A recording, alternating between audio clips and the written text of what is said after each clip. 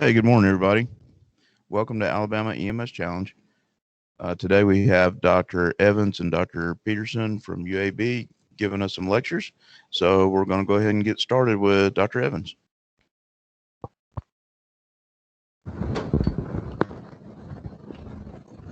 Can you hear me, Wes? All right. All right, guys. Thank y'all for showing up. People who are watching online, we appreciate it. I'm Joel Evans. I'm one of the physicians over at UAB. We've also got Dr. Cody Peterson, who's another one of our physicians as well. Ferguson couldn't be here today. He's on a trip with his lovely bride. So when you see him, wish him a happy anniversary that she's put up with him all these years. So, all right. So we're going to start off with our normal start with EKG review. But first and foremost, what most everybody wants to know is for your certificate for Con Ed today, you need to use email. We use email as our roster. So each person, I know a lot of fire departments and services are watching right now, but each person involved needs to email this email directly, not a department, but personal email. And email today by 1400. So that's alabamaemschallenge@gmail.com.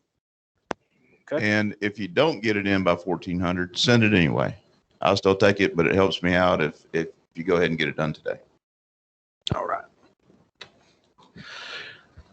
So like every time, we talk about a pragmatic approach to 12-lead EKGs. You can read Dubin's and you can read all these different books of the best way to read EKGs, but realistically, it's just a simplified approach. Is it too fast? Is it too slow? Is it okay? Just glancing at it. And then when you look at too fast, is it wide or narrow, regular, irregular? That puts you down different pathways to try to diagnose what's going on. If it's too slow, there are things to think about. Is there ischemia going on, some kind of conduction pathway problem? Are there drugs or electrolyte abnormalities on board? And then if it's okay, it's either nothing or it's something. It's either really bad, so ischemia, infection, drug overdose, the gamut of everything, or it's not really that bad. Just kind of looks funny, but it's okay. So we'll start with rate. Tons of ways you can do the 6-second method. There's all kind of different box methods. This is what I've found. Doesn't matter what strip you're handed, how long the strip is, you can always figure out a rate with this. And so I use the box method. And I'll just kind of walk over here if that's okay, Wes. But one box is equivalent to a rate of about 300. 2 boxes, equivalent to a rate of 150. 3 boxes, 100. 4 boxes, 75, and it goes down from there to 60 and so forth. That's just a rough estimate of their current heart rate. So interval durations are also pretty important when you start looking at prolonged PRI intervals or PR intervals. Then you start getting into first degree AV blocks. Not a big deal, but just something to be aware of. So know your intervals. PR interval should be 0.2. QRS intervals should be less than 0.12. And then you can also look at QT segments and things like that. And the ST segment is also very important, particularly for this lecture today. ST segment is indicative of your ST elevation MIs or depression, showing ischemia, those kind of things. So what we're looking at, these are normal EKGs. So fair warning when you're trying to read it. These are just showing you normal EKGs, but we're looking for everything in patterns. Wes, do you have a mouse where I can kind of point things up? Is it? Up there. I'm sorry. No, it's okay. Is this it right here? Mouse up there. All right. Let's see if this will work for us. Yeah, all right. So when you're looking at EKGs, first thing that you want to do is rate, rhythm. So rate, this looks to be, that'd be 300, 150, 100. It's about 75. Correlates with what they're saying up there. So it's a good rate. Is there a P before every QRS? That denotes a sinus rhythm. There is in 2-3 and AVF. There's a P before every QRS. Narrow complex. So all the intervals, to me, just looking at it, look pretty good. So just to start off with there, this is a very normal EKG. When we're looking at anything that has an abnormality with an ST segment, you want to group it in bunches. And we'll show you that here in just a minute. But basically, 2, 3, and AVF go together. 1 AVL, V5, V6 go together. And then your anterior and septal leads are here. Okay? Again, we'll go back over that, but that helps kind of tell you what territory you're looking for. And that's just what that's showing right there is those leads go together. Those leads go together.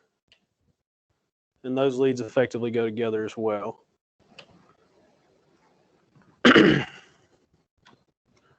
And then AVR kind of sits out here by itself. We call it the forgotten lead.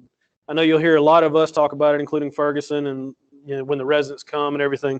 As an ER physician, AVR still denotes something, even though some of the cardiologists would argue with us a little bit. If there's ST elevation in AVR with reciprocal depressions, you're worried about an isolated STEMI. And AVR is actually a really concerning one because that shows a pretty high-grade lesion to the proximal LAD, the proximal left circulation. So they can decompensate very fast. All right. We're not going to go into the different arteries and the different LAD, circumflex, those kind of things. But if you're curious, this is essentially why we break them together. Why you have inferior, usually the inferior portion of the heart is fed by the RCA. So if you have an RCA occlusion, you'll see an inferior STEMI usually. If you see elevation in 1 AVL, V5, and V6, that's your lateral, usually involves your left circumflex. And then this one right here is the widowmaker everybody talks about. 1, 2, 3, and V4 are your LAD usually. And then you can see where AVR, if you have an issue with the proximal LAD, you'll get an elevation in AVR. So we'll get to some cases. So this is a 46-year-old male, recent methamphetamine use. Let me get that out of the way. Complains of chest pain. He's short of breath. Looks pretty diaphoretic. He looks uncomfortable. When you walk in, you're concerned about this guy. Blood pressure is 104/60. Heart rate's 82. Respiration rate's about 26. And he's 95% on room air on your SpO2. Past medical history is hypertension. And he does admit to daily drug abuse for a long time. So these are our treatment protocols per state.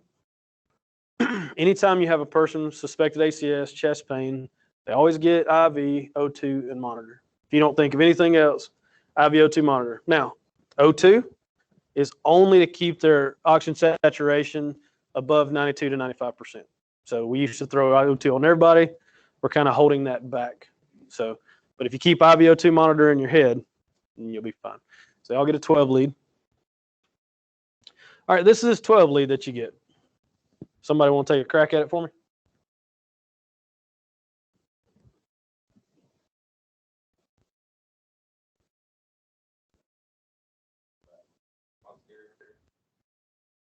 I like it. Maybe.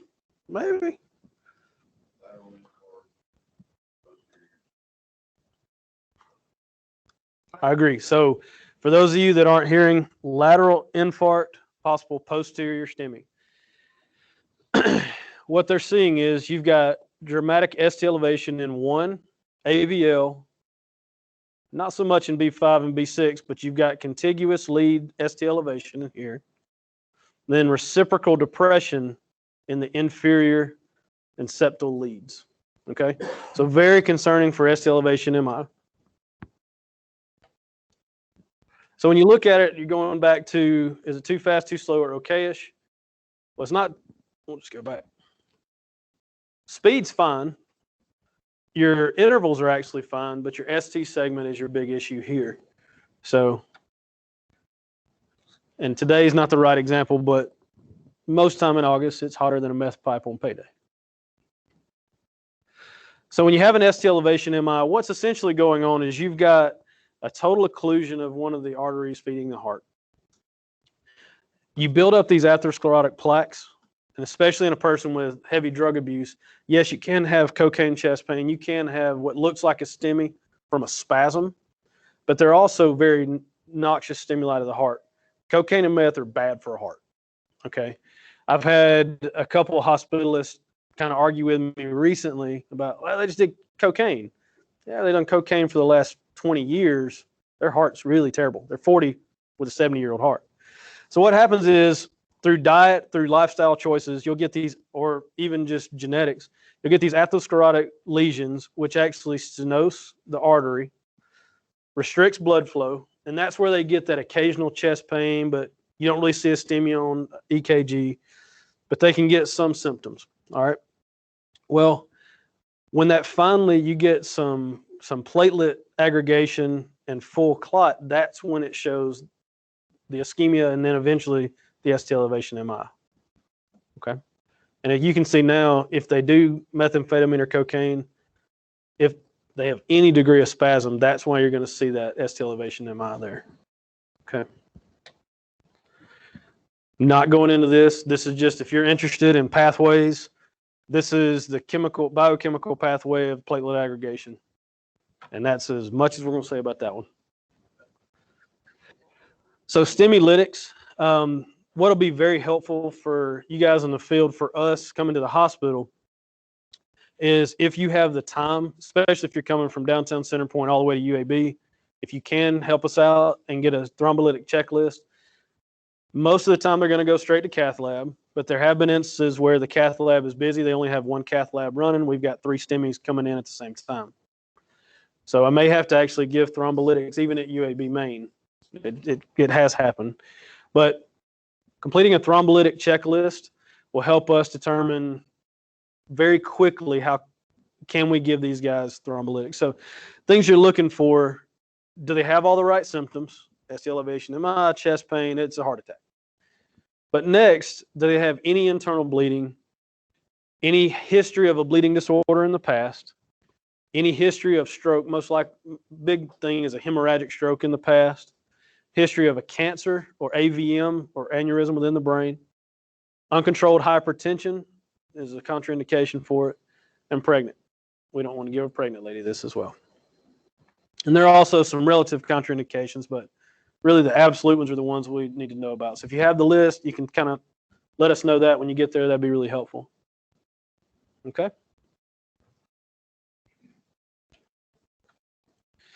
And then in ACS, there's 2 things you may hear us talk about from time to time. So STEMI, ST elevation MI versus a non-STEMI.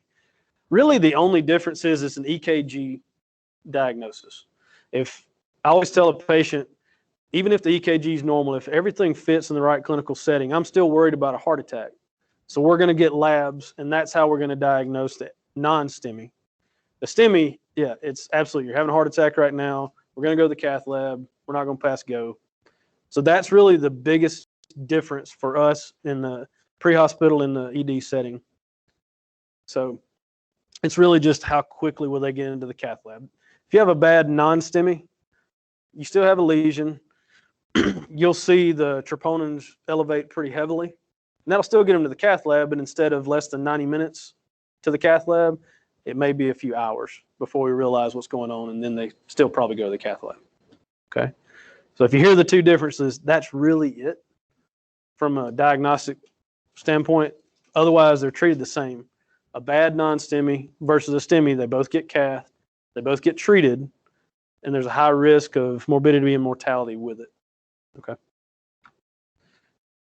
So case number 2, you got a 61-year-old female, history of CAD. So she's had a history of coronary artery disease. In fact, she had an MI 3 years ago who resulted in a quadruple bypass. She's ESRD on hemodialysis. She comes POV to your fire station and just says, I can't breathe and my chest hurts. Y'all never get that.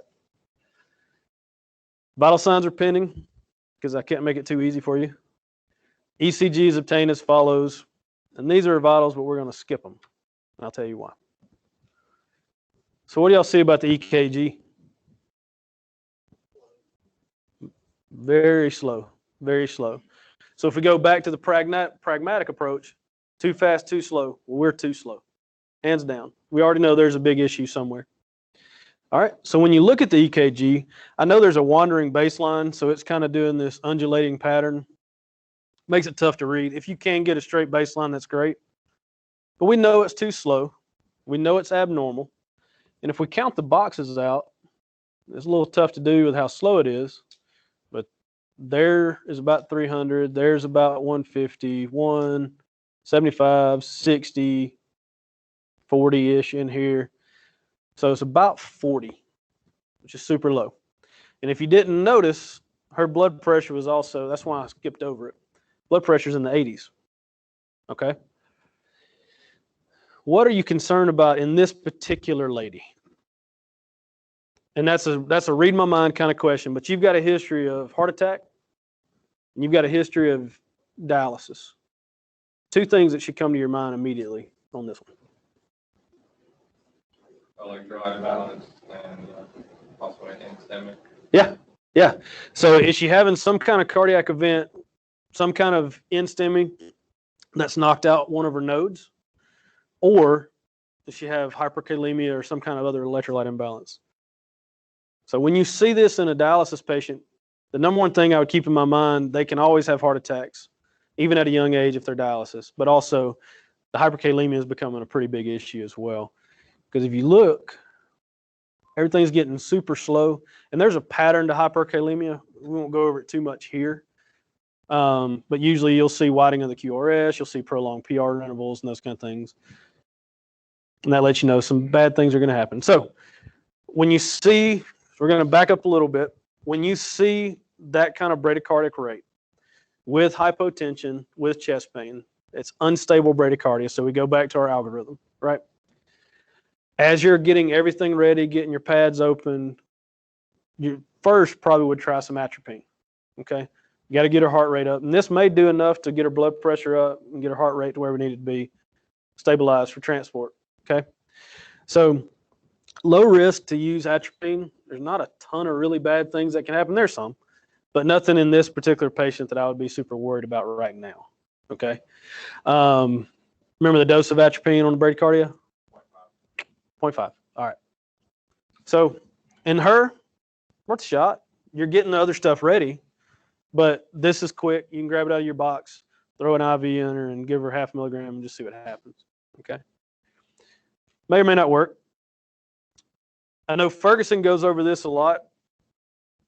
I will also go over it. You've got somebody who's sniffling bradycardic, has blood pressure issues. We do have dopamine on the truck. Now, we're reaching further down into our bag. There are other things we're going to do first. But it's a good opportunity to tell you a little bit about dopamine, how to calculate the IV flow rates and all that. You've got all this over here of if it's a 10 drop per set, 15 drop set, 60 drop set. Honestly, doesn't matter.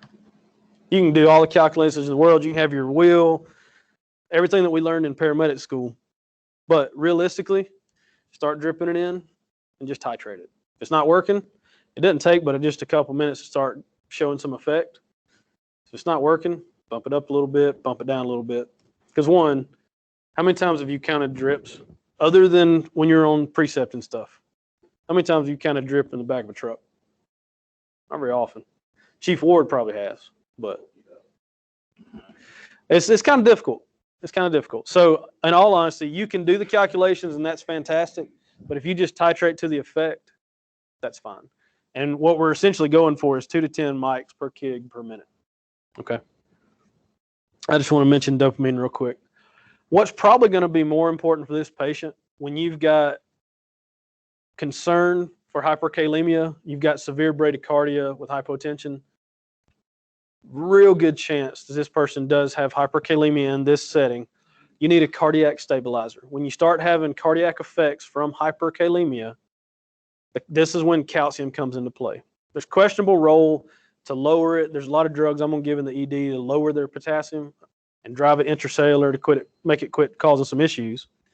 But calcium in the pre-hospital setting is really important. It can prevent you from going into certain arrhythmias and that patient further decompensating from a cardiac standpoint. So calcium is definitely warranted here.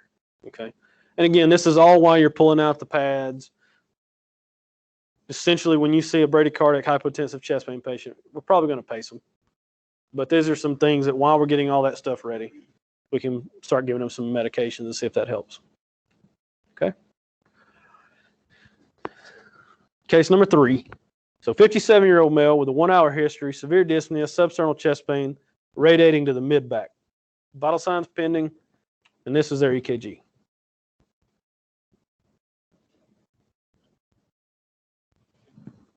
So we're going through it. Maybe you can start making some arguments about some ST segment issues here and laterally.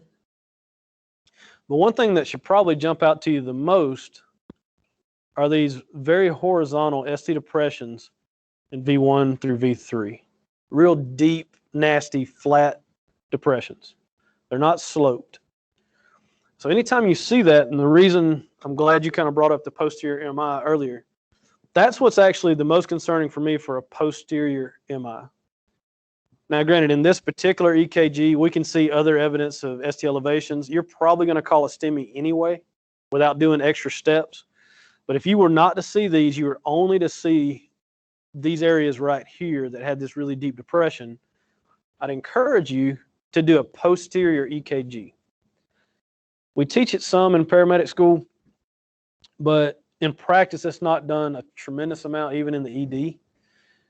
It's very useful. So if you have time to do it, you've done all that you need to do, this is actually really useful. So there's two ways that you can do a 12-lead EKG. Let me grab one EKG I have out of my bag. I apologize. I should have had this already.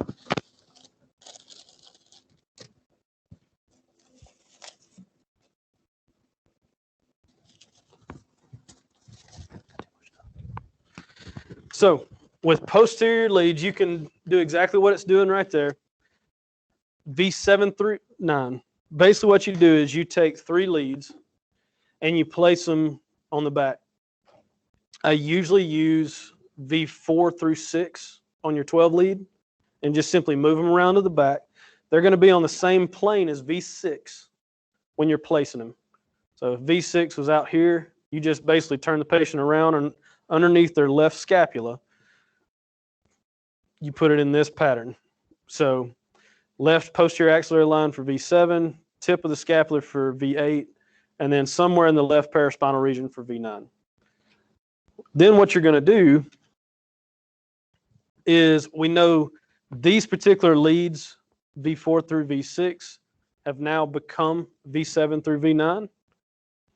And so you need to mark it out. That way when you give the EKG to the receiving doc or for your documentation, you know that this was a posterior EKG. And if you look at it, now we see the evidence of the pretty severe ST elevation here. Okay? There's one other little trick that if you don't have time to do that, but you did get this 12 lead, you can take your 12 lead and simply flip it. If you've got enough light, okay? So you're looking at the 12 lead like this, upright.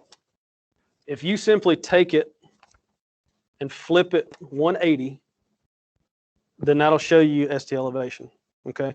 Obviously, you can think, if I flip this, that's going to show me ST elevation, right? But that's just a quick and dirty ditch doctor sort of way of doing it, is just flip the EKG over, look at it backwards, and you'll see the ST elevation, okay? But if you really want to get fancy and impress some people, posterior ECG would be very helpful. Okay. So with posterior MI pearls, anytime you see that really horizontal deep depression in V1 through V3, be concerned. Tall, broad R waves here. And then if you see upright T waves. So if all this was kind of sloped downward, you had a T wave inversion here, that's not what we're talking about. It's just a very deep depression with upright T's. All right. So, and when you do that posterior ECG, if normally it's what, 1 millimeter, right, for ST elevation. This one it's not. It's 0.5 millimeter. Gets you a STEMI and a posterior ECG. So any degree of ST elevation in a posterior EKG is concerning for a posterior STEMI. Okay.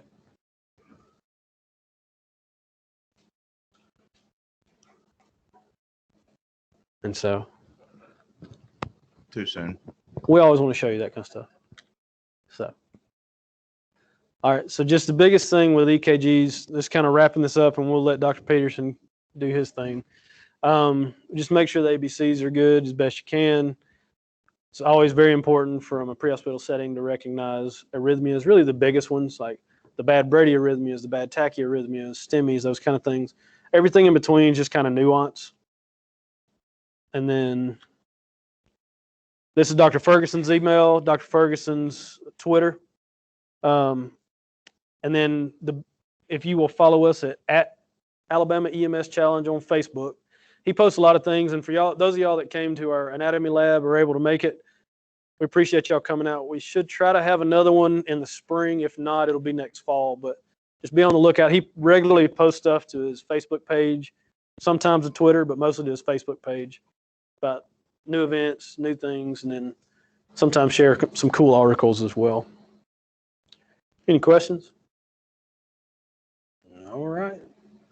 We'll take a little break while Chief Ward gets everything together, and then we'll have Dr. Peterson come up, who's one of our UAB emergency medicine chief residents. Come talk to you.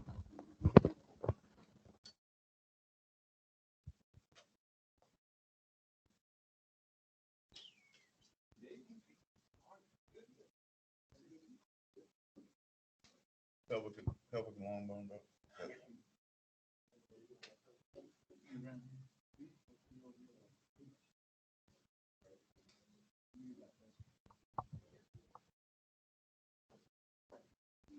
Well, shoot. Let's see.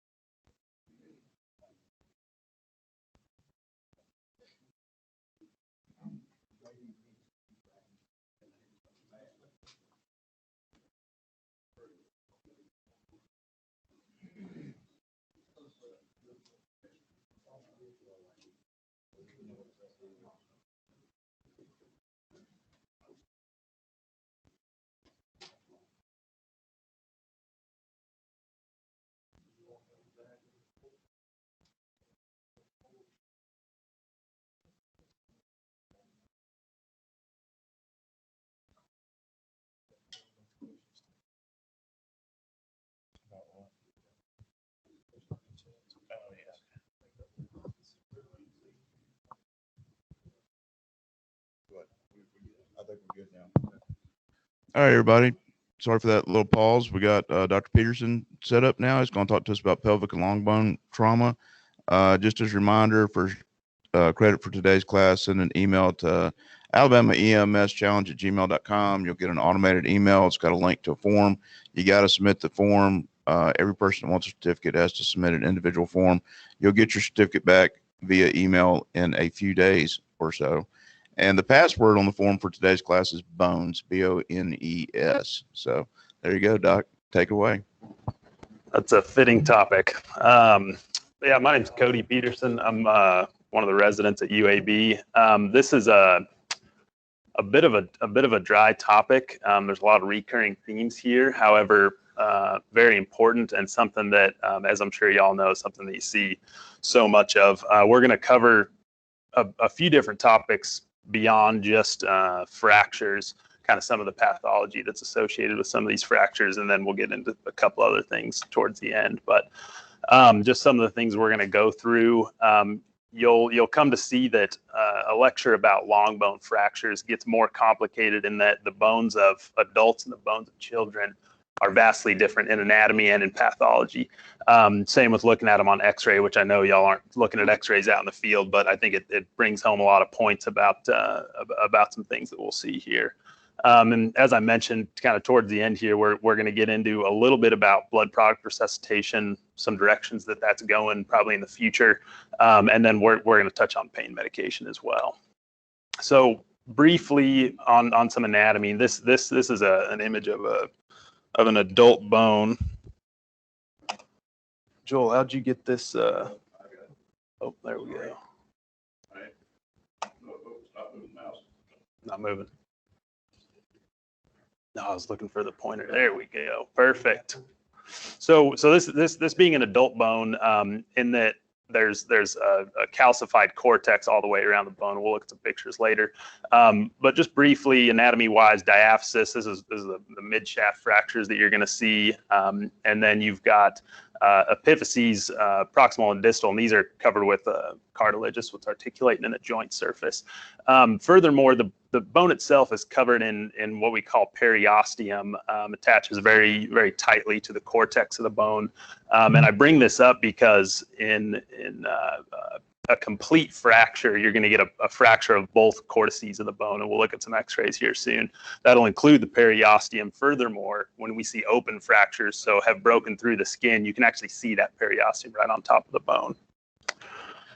So this is getting into a pediatric x-ray. This is an elbow. And so this is where things get more complicated, in that it looks like there's just nothing hanging out between the distal humerus and the proximal ulna here. But really, this is all filled with cartilage, and these are the ossification centers, so the points at where that cartilage is starting to calcify, and this will eventually grow into a adult appearing x-ray where you have calcium all the way through the bone with a smaller articular surface.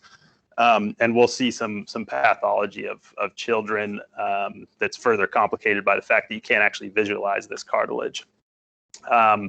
Furthermore, breaking bones is one thing, but as we all know, these bones are in very close approximation with a lot of large nerves, and even more scary, a lot of large arteries. So and we're going to touch over some of this as we go through various fractures, but there's veins and arteries running in close approximation with all of our long bones. And then we'll get even further into the pelvis as well, because you can see these very large arteries and veins here. And this doesn't even do it justice, in that each of these iliac arteries and veins coursing through the pelvis have upwards of 10 branches either side that are just looping back through the pelvis to feed muscular and soft tissue structures there. So you can imagine when this pelvis is separated, namely in traumatic instances, we can get a lot of bleeding in the pelvis. And so we'll go over that some more as well. Further complicating things, each of our long bones is surrounded by soft tissues, muscles, and these muscles are divided into compartments. And the reason this is significant is because each compartment, so this looking at a cross-section of the lower leg, which is probably the most concerning when it comes to compartment syndrome, is that these muscles are surrounded by a very dense fascia, so a very dense connective tissue that has no give, it has no stretch.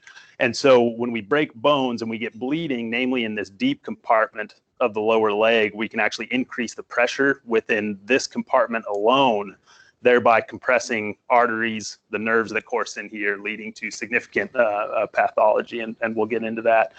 Just real quick, upper arm has 2 compartments, forearm's got 3 compartments. Another place you'll see compartment syndrome fairly often. The thigh is such a large compartment. It's actually a large enough compartment you can exsanguinate into, which we'll touch on. And the lower leg with its 4 compartments, namely this deep compartment, this deep posterior compartment, is where we see a lot of compartment syndrome pathology. So Dr. Peterson, Please. I've noticed over the years that a lot of people strangely get compartment syndrome and crush syndrome confused. Could you just speak a little bit about the difference between those 2 things? I've actually got a slide coming up on this dedicated to compartment syndrome, and we'll get into all that. But that does bring up a good point. If any of y'all have questions, feel free to interrupt, raise your hand. This can be very informal. So just real quick on some terminologies when you come in and say, this 40-year-old gentleman has a closed, what I suspect to be a closed fracture of a arm, leg, this being a tibia and fibia. You can't actually tell if this is closed because you can't actually see where the skin is, but we're gonna assume this is a closed fracture. So closed being that there's no break in the skin. Furthermore, when we look at x-rays, we talk about complete fractures where there's a fracture through both cortices of the bone. This is an oblique. You can have spiral fractures. You can have comminuted fractures where there's multiple pieces of bone and multiple fractures associated. So going into open fractures, this is very important to communicate. We've all seen this. This is a classic fracture dislocation of the ankle. It's very important to recognize this, get a good distal neurovascular exam. So in this case, are there pulses in your dorsalis pedis? I can't imagine you're going to be able to reach in there and feel a posterior tibialis, but certainly do you have pulses here, and do they have any sensation distal in the toes, the distal foot? In the field, remove what debris you can, get the sticks away, brush the grass off, cover your closed bone. You're going to want to immobilize as best as possible and get somewhere for definitive management. These need antibiotics, and they need a washout at bedside. Ultimately, to go to the operating room, get washed out surgically, and then fixated and closed. This actually gets interesting because you can have little tiny pinholes, and this is still considered an open fracture. So same goes here. This needs covered with some gauze, immobilized, and get somewhere for definitive care. These are just some other fracture types. We could talk for hours and hours and hours about classifications of fractures on x-rays, but this is kind of leading into some of those pediatric x-rays where you get a bucket handle fracture. So this is actually the insertion site of a tendon that is pulled off this little chunk of bone. Still needs a definitive management, stabilization, and ultimately further care and follow-up. Again, pediatric x-ray here, as you can see by the little tiny ossification centers of the carpal bones and the wrists that are starting to form. Pediatric bones are very soft even when calcified, and so you can actually just break a single cortex. So this is what we call a green stick fracture. So this cortex is intact, this cortex is intact, but you can see there's a fracture here and a fracture here. So we're just going to run through extremities real quick. This is really over long bones. We really ought to get into carpal bones and tarsal bones and the wrist and the foot someday, but that's a whole nother topic in and of itself. Real quick, just with fingers, biggest thing here, I don't know how often you're going to see this or somebody's going to call and say, wow, my finger's killing me. Ultimately, in the field, and certainly right when they arrive in the emergency department, first thing I'm going to do is see if they have capillary refill distal to where the pain is, so the tip of the finger. And ultimately, sensation's one thing to check, but I would leave these folks' fingers how they come to you. So I would not try to have them range it. And it's for this very specific reason here is, again, this is a flexor tendon insertion site, and you can see it's pulled this little piece of bone off. So the more they range that, the further that tendon's going to make its way down the finger, and ultimately require surgery to fix. Boxer fractures. So this is something that I certainly wanted to touch on. So we call these boxer fractures for the obvious reason that most of the time this happens when you strike something with a closed fist. You get a fracture of the metacarpal bones here, and obviously this can happen in any of them, but most commonly in the fifth, the pinky finger here.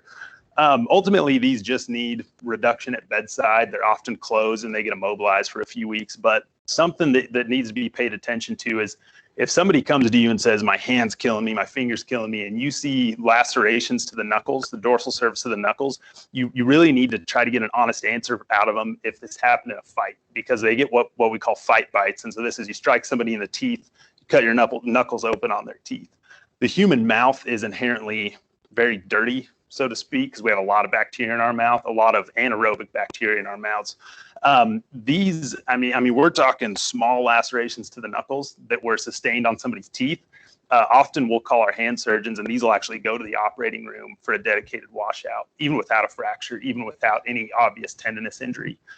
Very important. So anytime I see folks that have cuts on the dorsal side of their hand, I have a very honest conversation with them about how that happened. If anybody does admit to you, yeah, I got in a fight last night and that's what happened, I would encourage all of them to go to the emergency department and seek further care.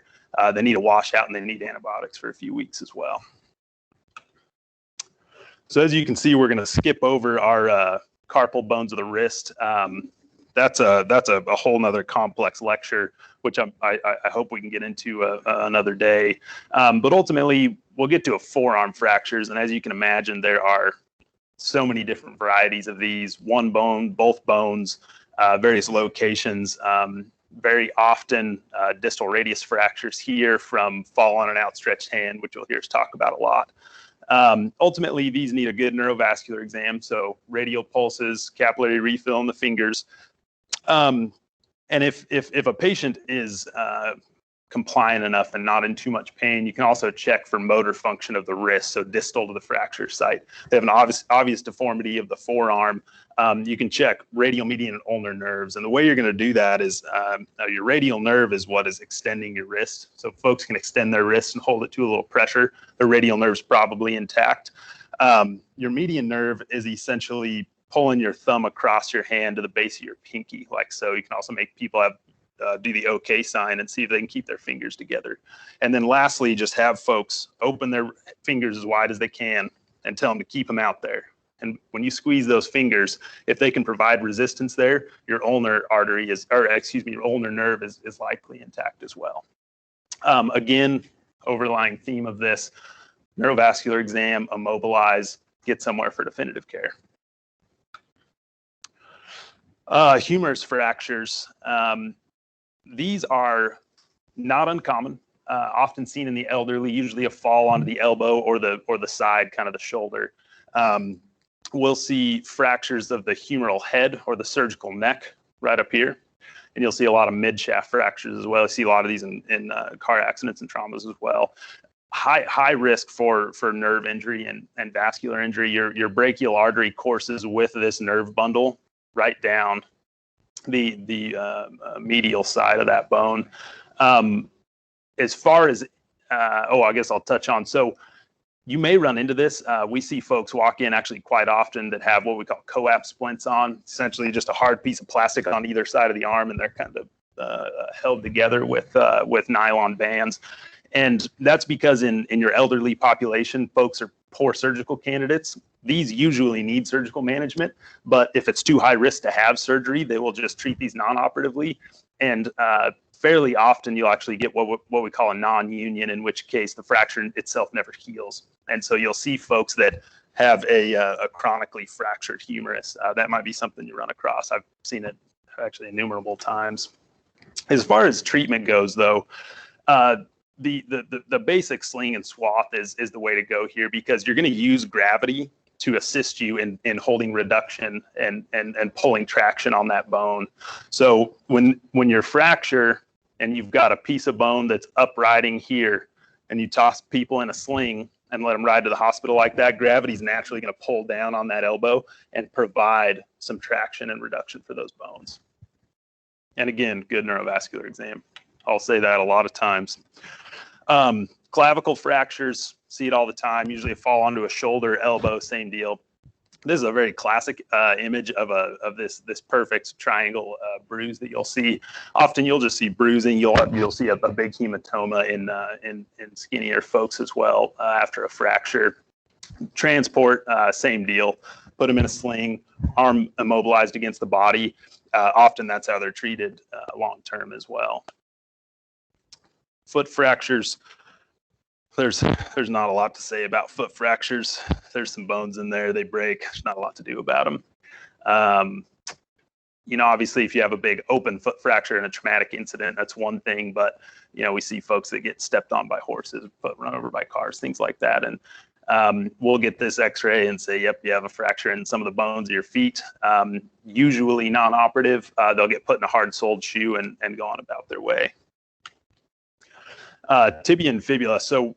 So this is where we'll get into, as I said, a compartment syndrome in a later slide. But these are very high risk when they're closed to develop compartment syndrome. So again, you've got 3 arteries that are tracing down in and around these bones, along with 3 nerves as well. Very often these are open.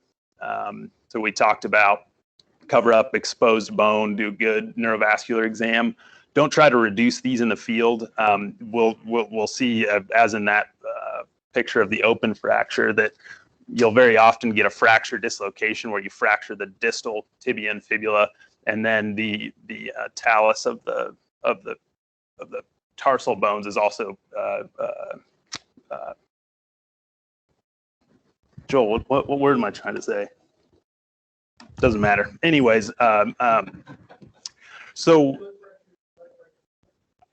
dislocated, drawing a blank there. Anyway, so You'll see this a lot. They're often very nasty. Something else that we'll touch on here in the next slide is a whole topic in and of itself, is tibial plateau fractures. The reason these need special attention is that if somebody gets out of a car after a car accident, after a fall onto their feet, and they say, my knee's killing me, take all the weight off that knee. The reason I say that is because when you get tibial plateau fractures, some portion of this articular surface has been fractured.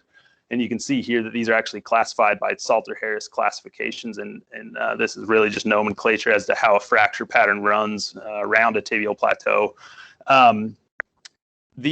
If you continue to put weight on these, it's only going to make it worse. These probably will need operative intervention anyways, but ultimately the treatment for this until they see an orthopedic surgeon is a knee immobilized and extension and non-weight bearing, strict non-weight bearing. You'll also see in this picture, and we'll look at this again, that there's an associated fibular head fracture here.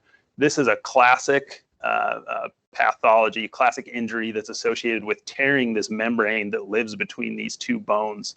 So there's this interosseous membrane that kind of holds the tibia and fibula together. When that tears, it creates a lot of swelling, big hematomas, further putting you at risk for compartment syndrome, which again we'll touch on. Femur fractures. So seen all too often. First just to touch on femoral neck fractures, which we see down here in the bottom left. Left side of this hip being normal here with a femoral neck fracture. See it all the time and usually our elderly population, but you can also see this in traumatic car accidents, sitting down, dashboard comes in, hits the knees, and you're going to get a fracture somewhere, whether it's a midshaft or the femur versus the femoral neck there.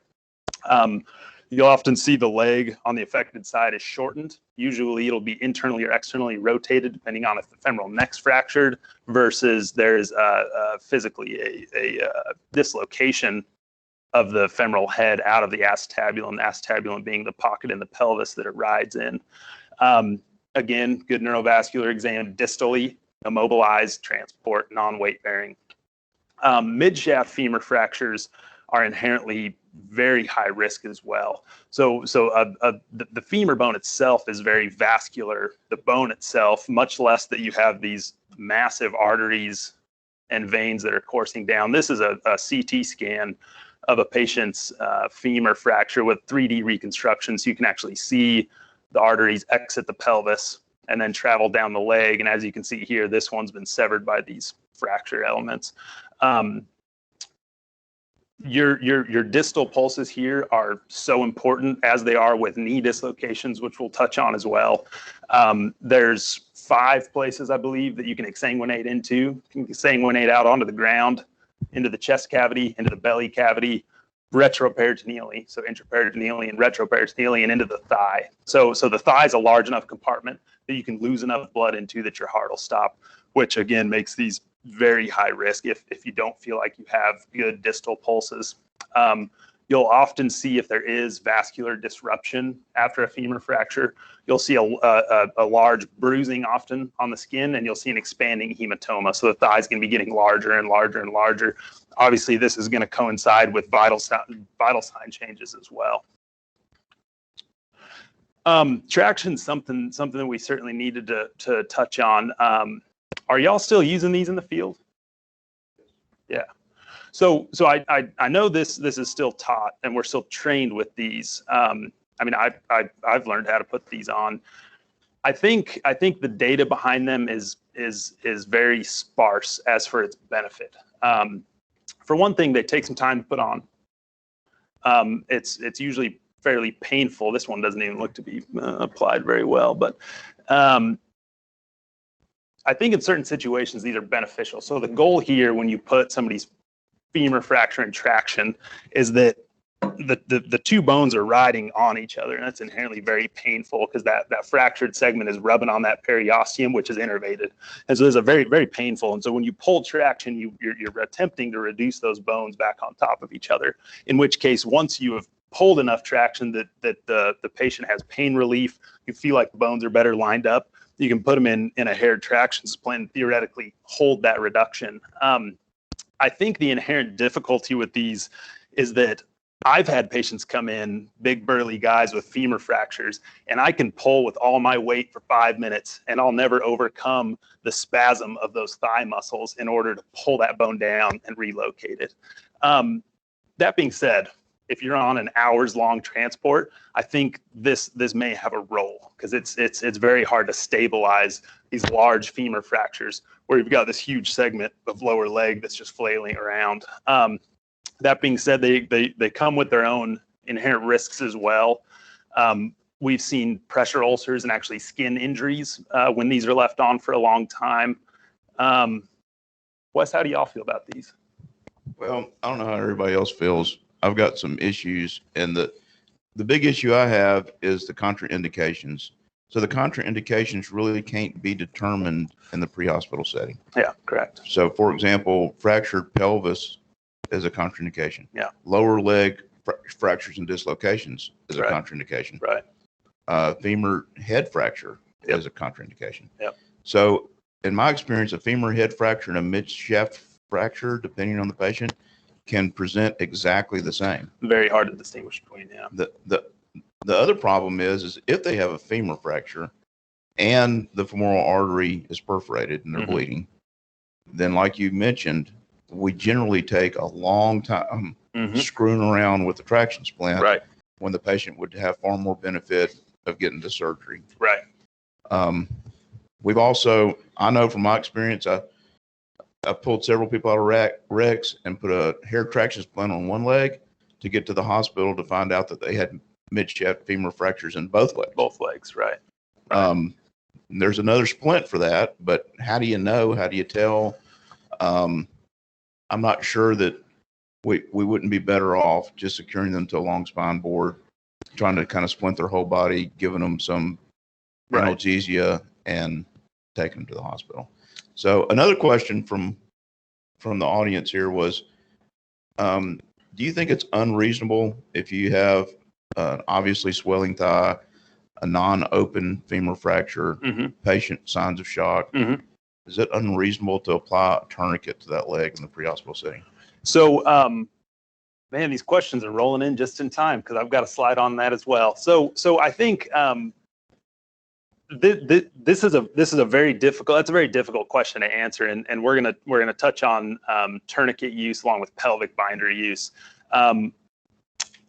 The reason it's difficult to say is because you really need to have a good assessment of a patient's pelvis stability along with their lower extremity stability and a neurovascular exam kind of distally. Theoretically, you can localize an injury and say, hey, I think their pelvis is very stable, so I don't think this is a big open book pelvis, in which case all the bleeding would actually be inside the abdominal cavity. And I think this is isolated to, say, a femur, and I see a large expanding hematoma. There's overlying bruising. And I think in that case, 100% of the time with vital sign instability, they're obviously in shock. I would go ahead and place a tourniquet, time it, get to a hospital and say, hey, this was the situation. This is why I put it on there. And I don't think anybody would fault you for that. And we'll talk a little bit more about that.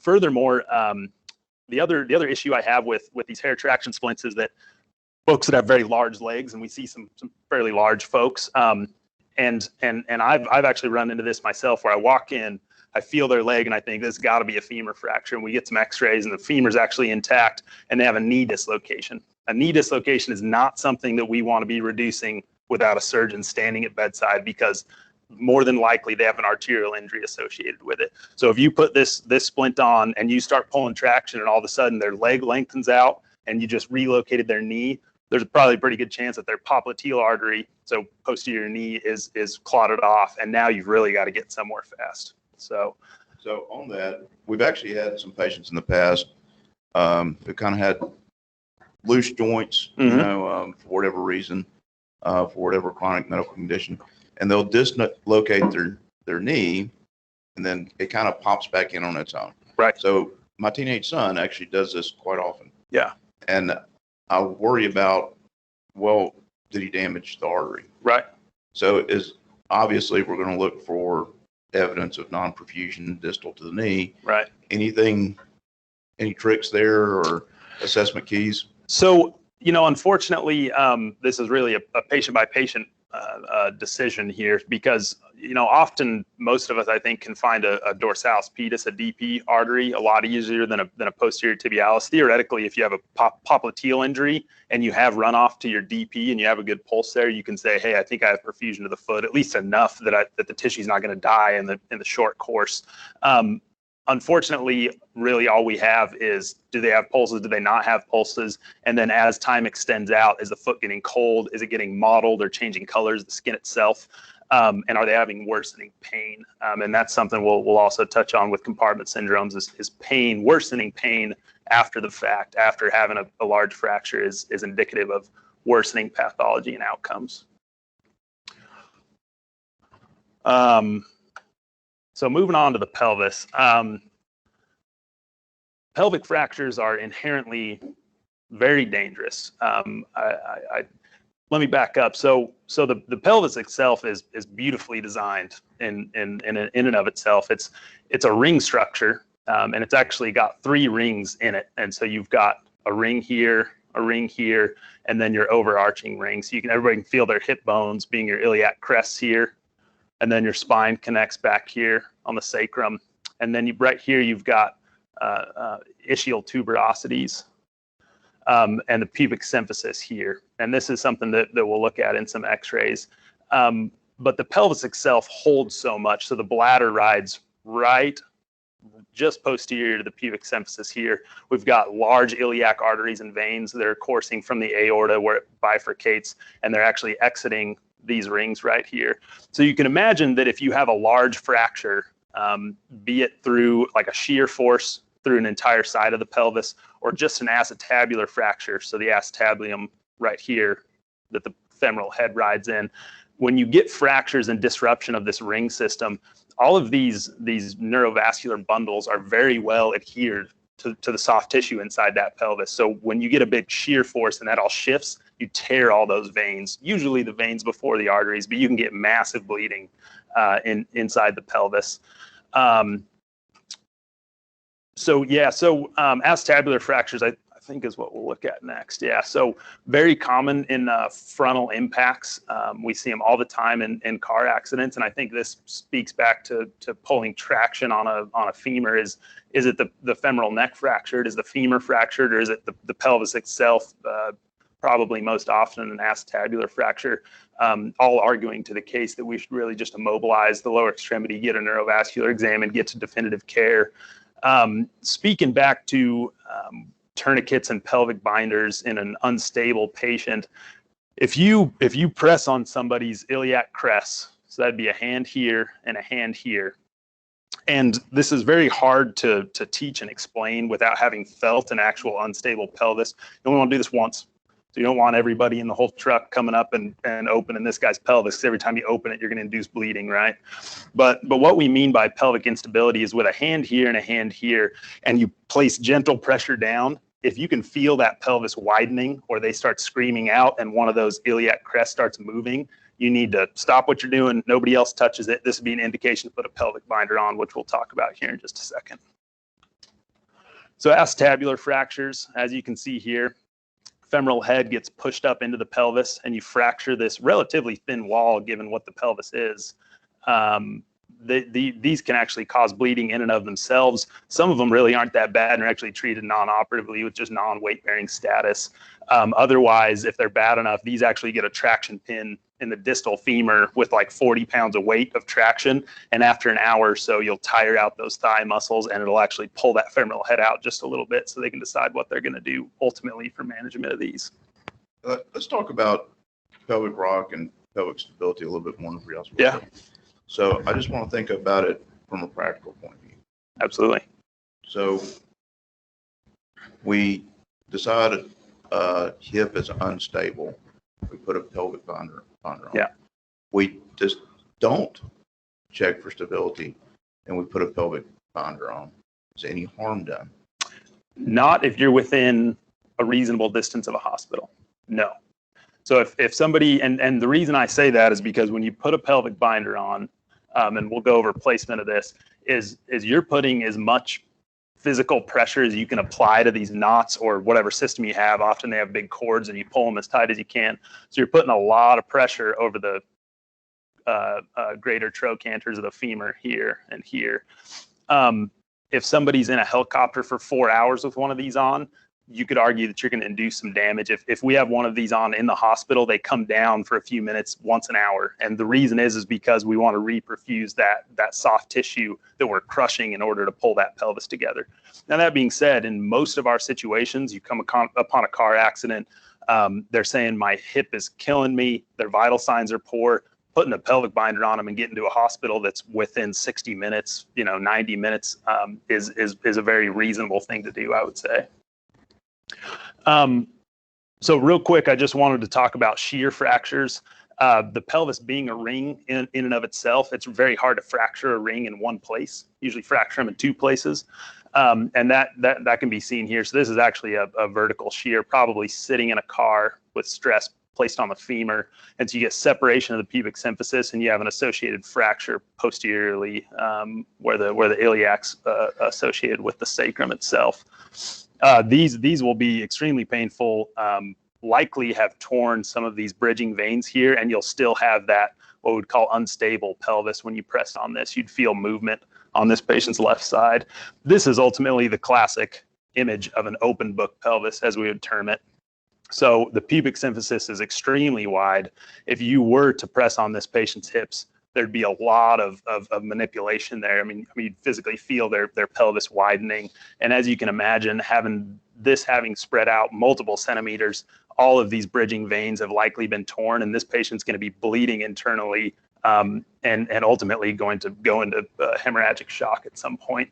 And I think this, speaking to your point, is the case in which if you come upon a patient that has no signs of bleeding out onto the ground and their vital signs are very poor, this is a traumatic patient, mind you, by all means, you could go ahead and place a pelvic binder just to stabilize it. We can always take it off the hospital. We're going to shoot a pelvic film anyways to evaluate for that very thing. When it comes to placing pelvic binders, probably the number one thing, a mistake we see from the field is these get placed too high, so too far superiorly. Everybody wants to place them around the iliac crest so that you can feel. These actually want to be on the greater trochanters of your femurs. So long bone, and you feel the very top where it starts curving in, that's where all the pressure needs to be, because that's ultimately going to transmit all of that force across that pubic symphysis that you think is probably widened. There's various styles. I'm not sure what y'all carry on your trucks here. We have a couple of different styles at the hospital as well. All of them work well. Just the two things you need to be sure of is that they're placed low enough, so ultimately across the head of the femur, and that you get adequate tension on those. You really want to be pulling these fairly tight. So we actually don't carry anything for pelvic binder, but I really appreciate you pointing that out so that it'll boost my budget up a little bit more. Yeah, you're welcome. Hey, sheets work though, as you can see here.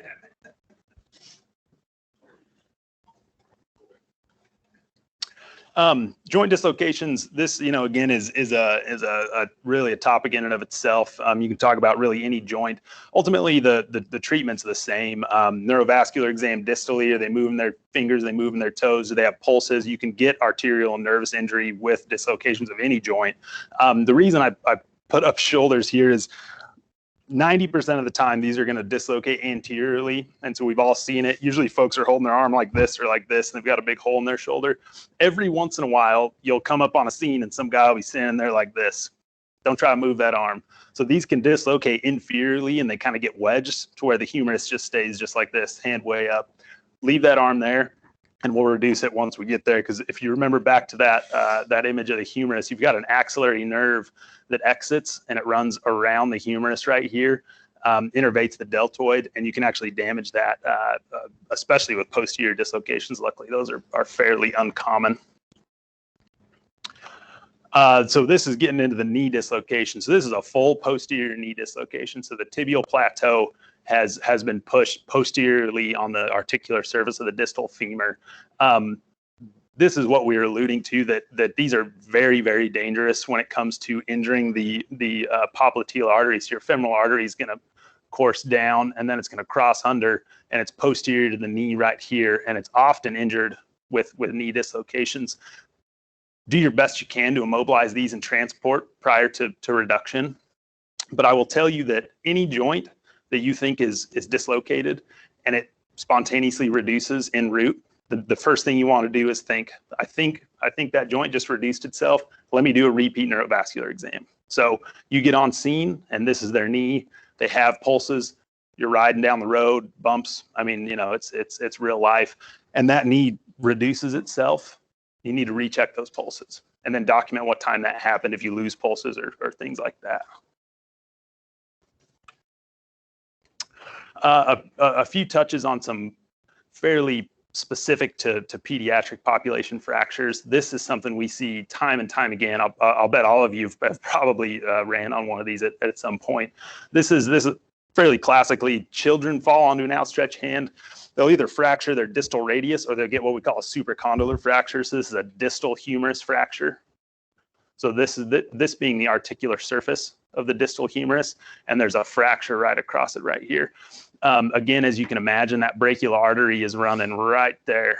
And so good neurovascular exam, immobilize these as best as possible. Kids are often holding their arms just like this. If you want to just swath them right there, that's fine and dandy. Just get them somewhere for definitive management.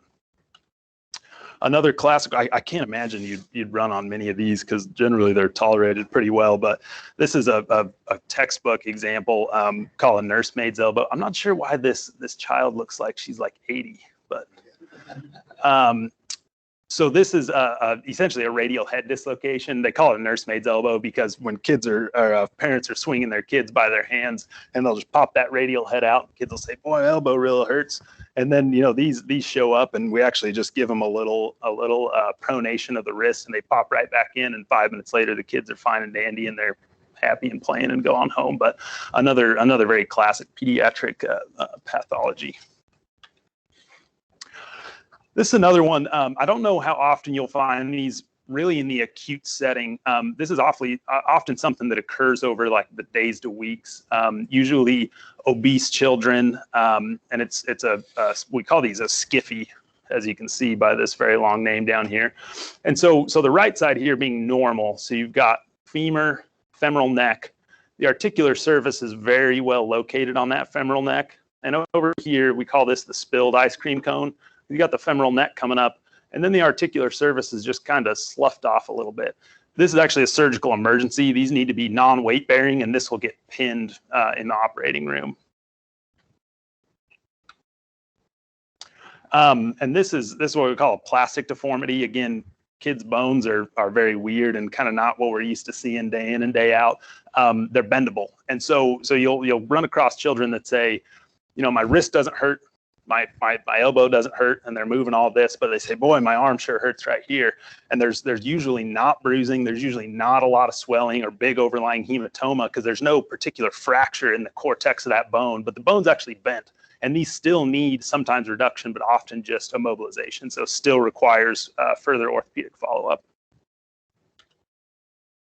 So now into the realms of compartment syndrome. So the definition of compartment syndrome or some version thereof is essentially just increased pressure inside of an individual or multiple compartments. And so we talked about that you have this very dense fascia surrounding each of these compartments. Again, this is in the lower leg. We always talk about this in the extremities. Probably most often this is taught in the lower leg and in the forearm. You can also get this in the abdomen as well, but that's for a whole nother lecture. So you can get these with fractures. So we talked about tibia and fibula fractures together, where you get separation and disruption of that interosseous membrane. Leads to bleeding. That bleeding and swelling is confined to one compartment, increases the pressure, starts pressing on the arteries and nerves here, causing distal damage, right? But don't forget that crush injuries can do the same thing. So in a crush injury, even if there's not a fracture of the bone itself, if you crush all of these soft tissues together and all of these veins, namely some of the smaller veins, get disrupted, you get injury to the muscle fibers themselves, which induces swelling. Plus, you then disrupt some of the veins. Now you've got bleeding, and you can have multiple compartments after a crush injury that each have compartment syndrome. so when we talk about compartment syndrome, remember, we're not talking about this entire leg has compartment syndrome. We're saying the posterior compartment has compartment syndrome, or the anterior or the lateral. But in crush injuries, you can get multiple. And I'll show you how we test for these in the emergency department. But very high risk. Burns is another one. So when you get, namely electrical burns, travel through extremities, same thing. You get disruption of that muscle fiber itself, induces a ton of swelling. And this very stiff fascia around these compartments has no give. It really doesn't get injured. It's just a very stiff fibrous tissue that doesn't really swell. It's not really vascularized. Fact is, we'll look at some pictures of it. So this is the fascia that I'm talking about. This is this white stuff right here surrounding all these compartments. So remember, fractures, crush injuries, burns. There's a few others that can cause it. There's some drugs that can cause it, some infiltrations. That's very specialized and a smaller subset. But in any of those situations, think about this, palpate compartments. In order to formally diagnose this, we need this Stryker instrument, which we'll talk about. But in the field, you're going to feel very stiff compartments. So what's normally fairly pliable is going to become, excuse me, very stiff. And then there's the classic P's. I think textbooks will talk about the 5 P's of compartment syndrome. Really, there's 6, and really there's only one that you need to worry about. And once you get to all the rest, you're real concerned. You get swelling inside these compartments. The first thing that's going to happen is worsening pain. So just gradually worsening pain. You've given these folks fentanyl, you've given these folks morphine, and they're like, man, my leg is worsening. That should be a clue. What else is going on here? Again, really need definitive management in order to treat it.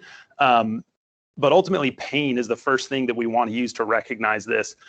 They talk about paresthesias, so you start getting, pins and needles, feelings distally to where the injuries occurred.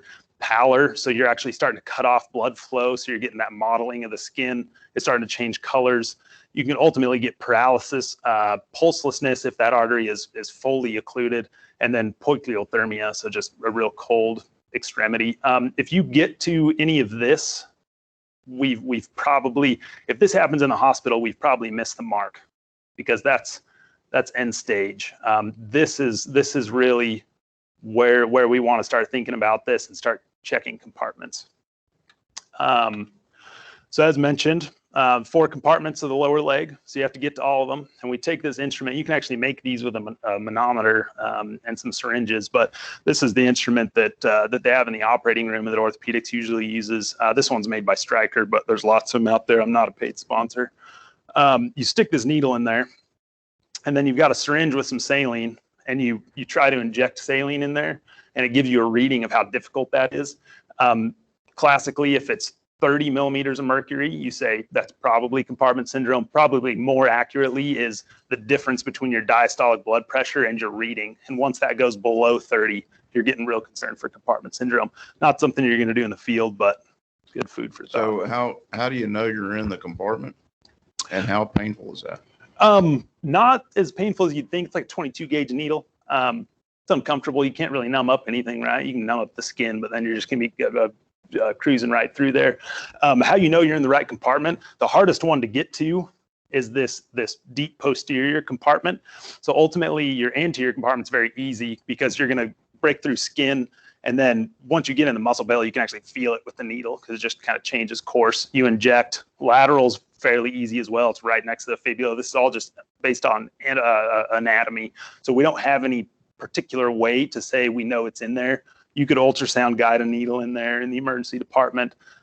Getting to this deep posterior is probably the most difficult, in which case you're going to take this approach and you're going to inject some fluid here and say, I'm probably in the deep posterior compartment.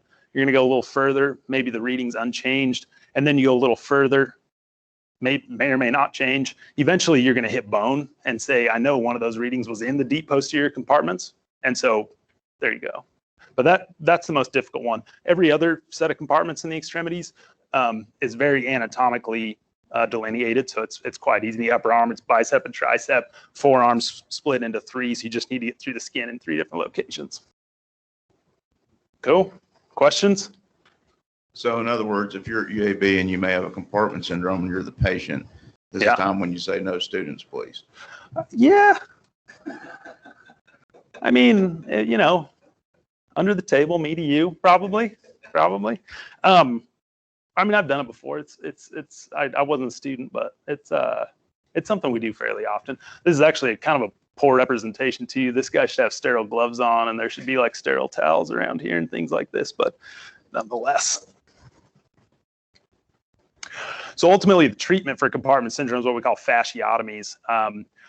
So what they'll do is obviously a surgical procedure. They'll even do this at bedside in extenuating circumstances. You're going to cut through the skin, fat and soft tissues, and then you get down to this muscle belly and you see this nice white sheen. That's your fascia. You can see how stiff and fibrous that is. That's then incised, and that releases the pressure of that muscle belly, so that muscle belly can actually expand outside of that fascia. These are left open for multiple days. If you do a fasciotomy, you usually do every compartment. So if somebody gets a fasciotomy of the entire leg, you can imagine how gruesome this is. We're talking, 10-inch incisions, 3 of them in the upper leg, at least 3 in the lower leg, sometimes 4. And these are just left open, usually with vacuum bags, and they kind of theoretically help stop the bleeding. High morbidity, mortality. It's compartment syndrome is just nothing to joke about. There's a lot going on there. Furthermore, we talk about escharotomies and burns. So folks get really bad burns that are circumferential.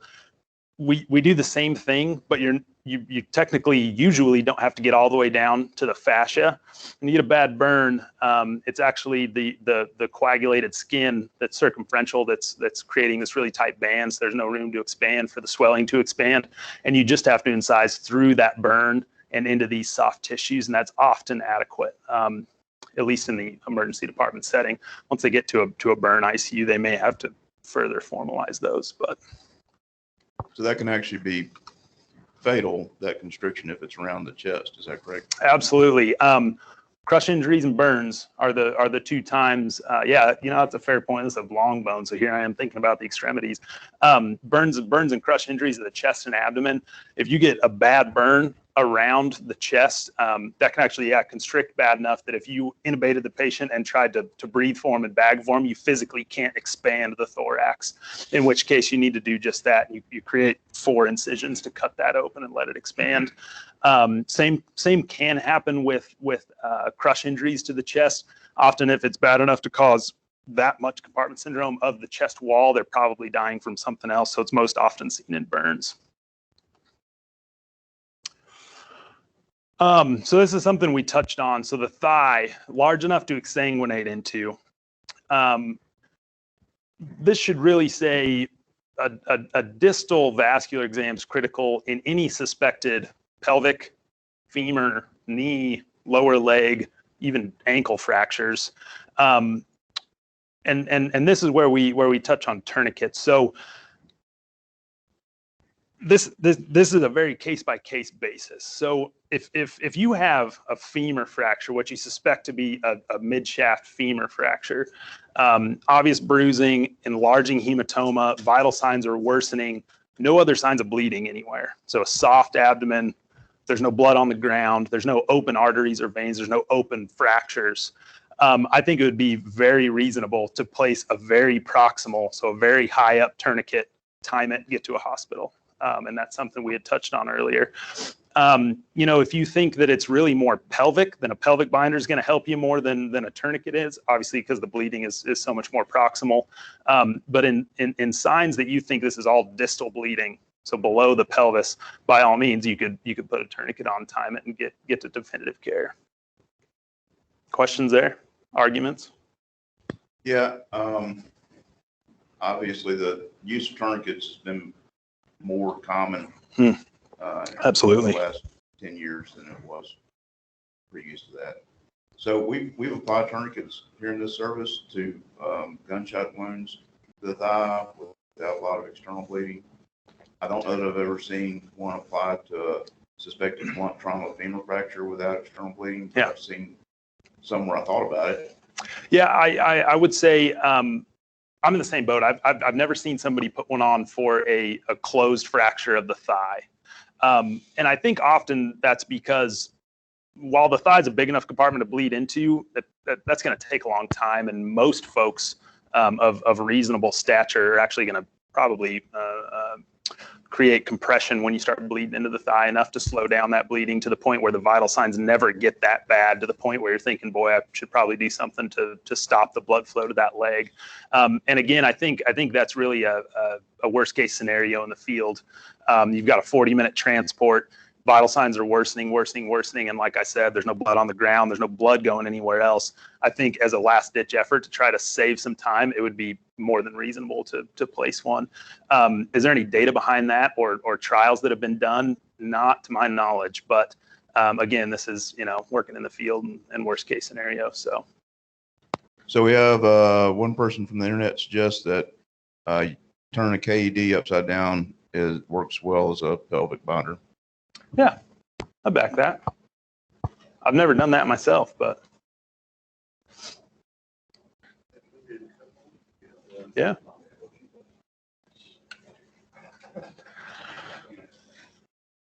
So segueing kind of away from long bone fractures, but still in the realm of bleeding into thighs and bleeding out onto the ground and into the other places you can bleed into. There's been some swings in blood product resuscitation. This is something I want to go over. I know y'all aren't carrying whole blood and things like that right now, but it's something that is coming down the pipeline, being done in other areas. It's got really good data behind it, and I think it would just benefit y'all's knowledge to know about this. So whenever we talk about blood product resuscitation, in the perfect circumstances, you've got three things. You've got in the perfect circumstances, you got whole blood, but we'll get to that. Right now, we've got packed red blood cells, we got fresh frozen plasma, and we got platelets. Packed red blood cells being just what it sounds like, just the red blood cells out of blood.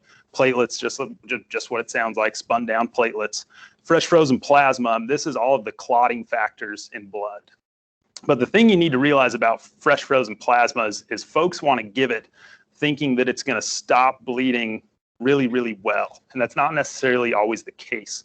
It has an INR, so an international normalized ratio, normal being 1.0 to 1.1. Folks that are on warfarin, this is what they follow, as I'm sure you know, 2 to 3 is kind of their range. FFP's got an INR of like 1.5 to 1.8.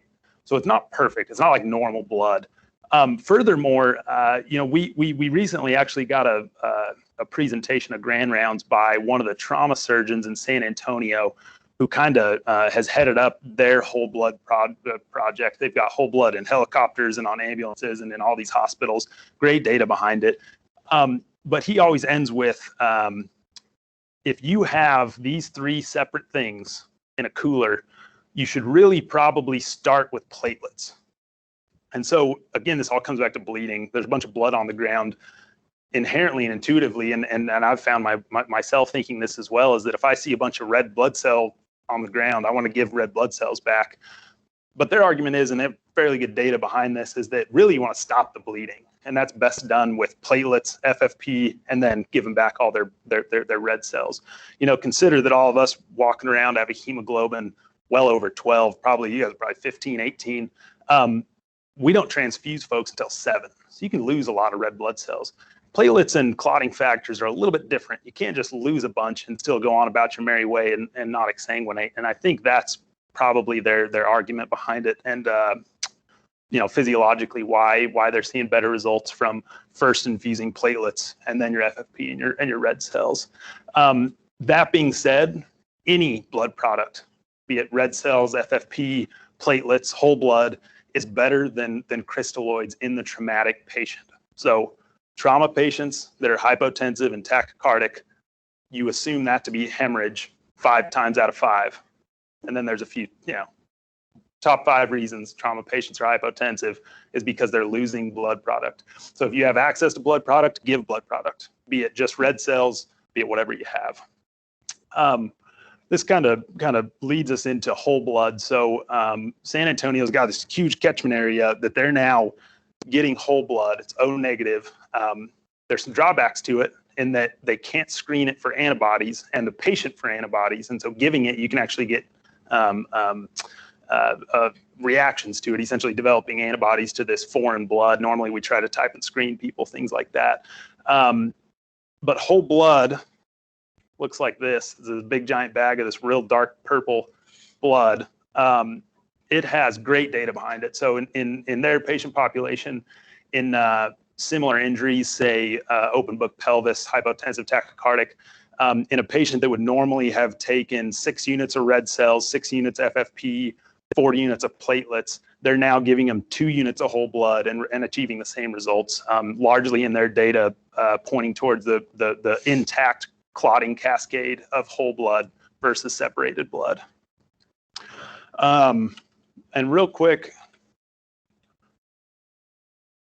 the drawbacks to whole blood are logistically and financially. It's very expensive. It's very hard to get. It lasts for 14 days. Joel, were you there? 14 days, I think it lasts for. You know, it's not something that's in Alabama yet. We actually just got our first few units a few weeks ago of whole blood at UAB, which is the first in the state to my knowledge, and we're actually having to ship it in from other parts of the country. You know, it's not something that I imagine you'll see on your trucks in the next 5-10 years, but it's coming down the pipeline, and it's something that I hope folks are going to push for. You can save a lot of lives just having a unit of whole blood on a helicopter, on a truck, things like that. So when you say you just got your first few units of whole blood at UAB, you're talking about for out of the hospital use? In hospital only, and only in the traumatic patient. That's how hard it is to come by. They're currently holding, I think they have 6 units of whole blood at UAB, and they can only be used by a trauma surgeon when a trauma surgeon asks for it. That's how hard it is to come by. And that's why I say in the next 10 years, y'all probably aren't going to see this on trucks or in helicopters and things like that.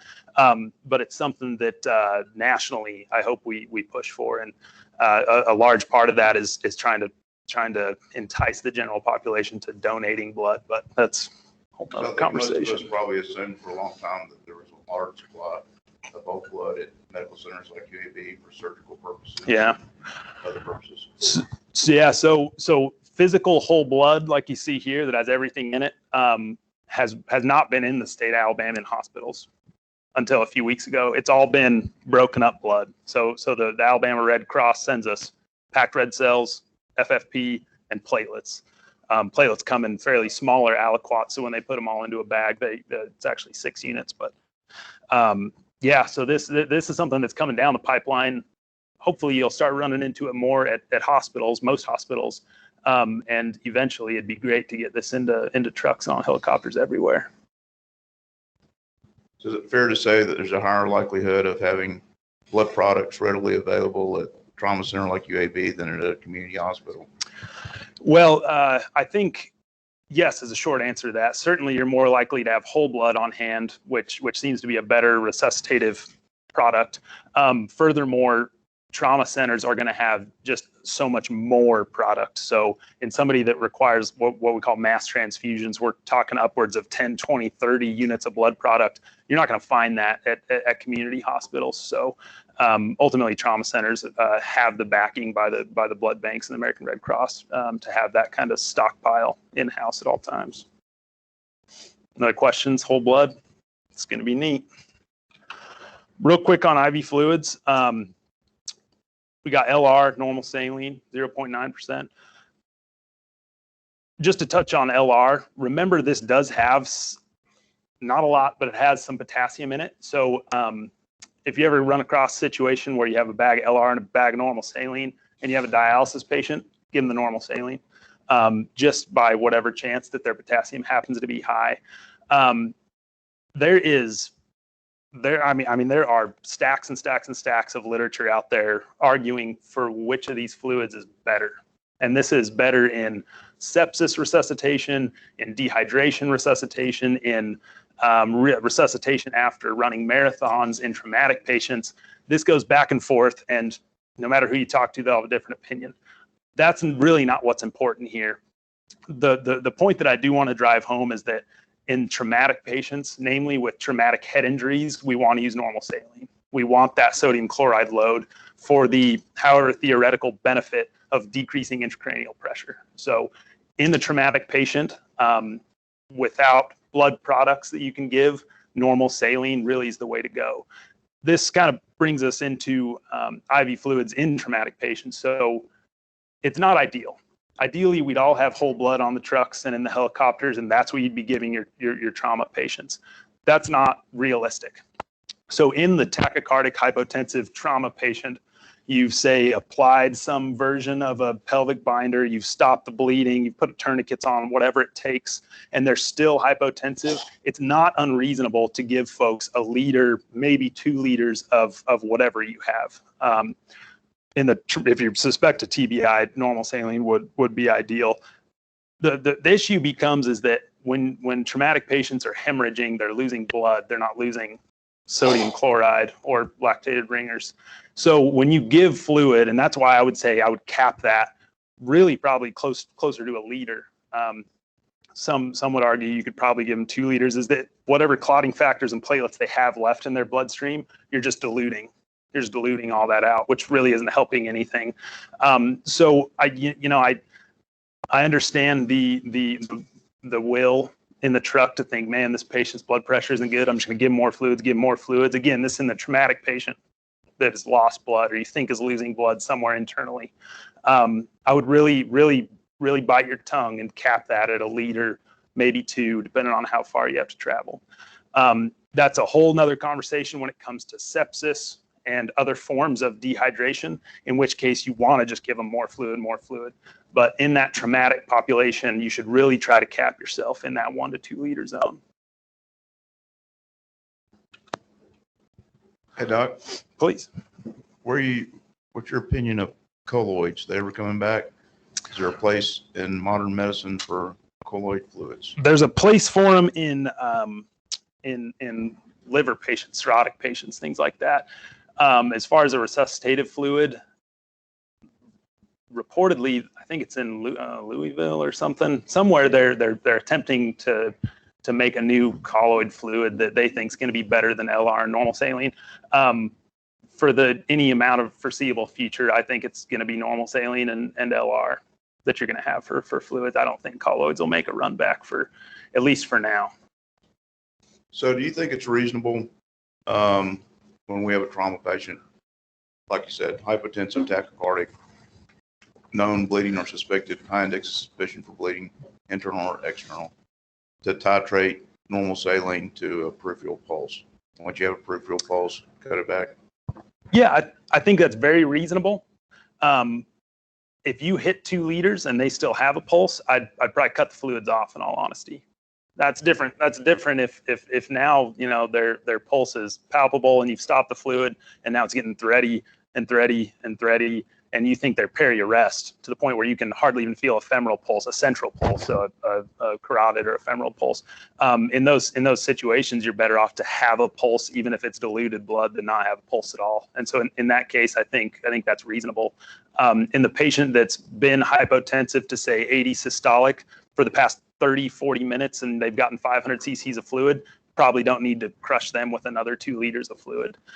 Permissive hypotension is something we talk about a lot in traumatic patients, and as long as you're not peri-arrest, I think it probably benefits the patient to hold off on giving more fluids.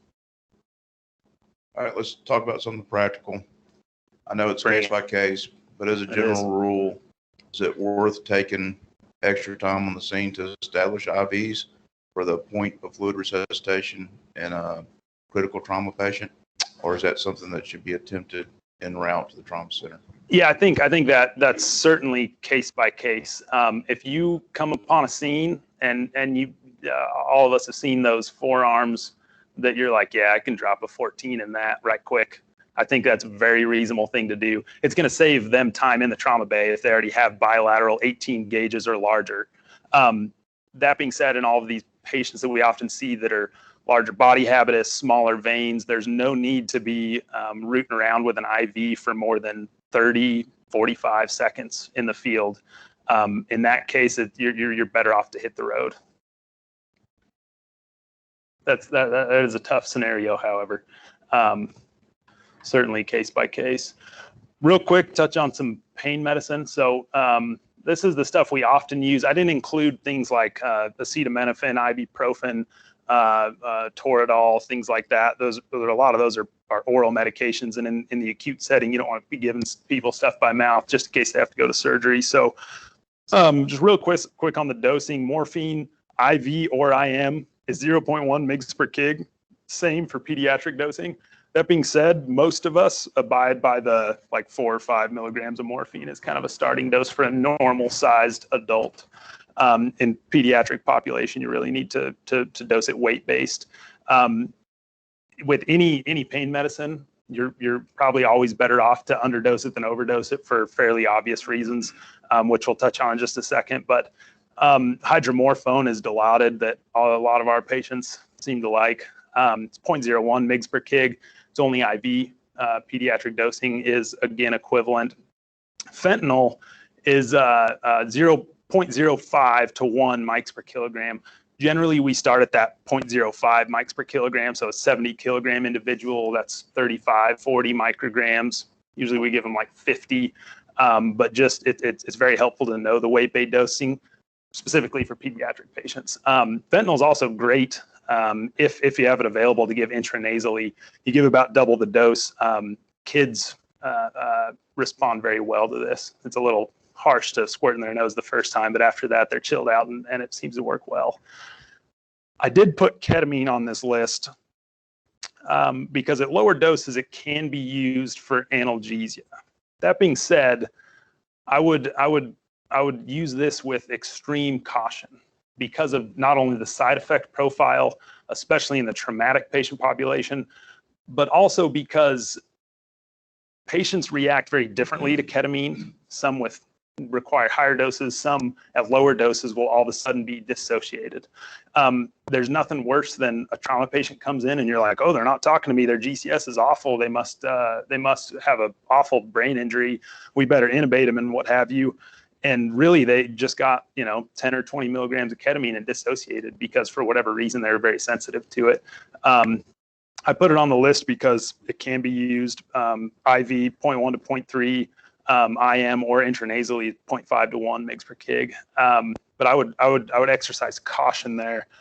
Personally, I think fentanyl is probably the best acute setting pain medication. It doesn't affect your blood pressure like other pain medications do. It doesn't last a long time, but I'd rather be redosing lower doses of pain medicine than giving somebody 4 milligrams of Dilaudid and all of a sudden they're drooling on themselves and snoring, and now I have to give them Narcan and naloxone just to turn it around, and now they're in worse pain. That's probably what I would encourage. That being said, morphine is a tried and true classic, and you can never go wrong except for a very specific patient population, and that's patients with CKD, chronic kidney disease, or dialysis. Morphine's cleared through the kidneys. So if you're on dialysis or have chronic kidney disease, it's going to hang around a lot longer than you think it's going to. So you need to be very, very judicial in your use of it in folks that have those underlying problems. I would probably half the dose and then not redose it. Hey, Doc, would you speak a little bit about your opinion on what weight to use in obese patients for dosing analgesia? That's a great point to bring up. So these should be dosed according to ideal body weight, namely to start with. Now, I know that we have obese patients that are already chronic opioid abusers. They're going to tolerate extremely high doses of pain medication and not get the sedation, not get the side effects. That's no reason to overdose everybody. So in general, you're probably not ever going to be wrong to assume 70 kilograms is a good starting point. So the ideal body weight for the average adult female and male ranges from, say, 50 to 90 kilograms or somewhere in there. If you're dosing, say, smaller females at 50 or 60 kilograms, males of an average proportion at the 70 to 80 kilogram mark, you're probably in good shape. Not at the 200 kilograms that they weigh, right? And that's an excellent point to bring up. If somebody weighs 200 kilograms, please don't give them 200 micrograms of fentanyl.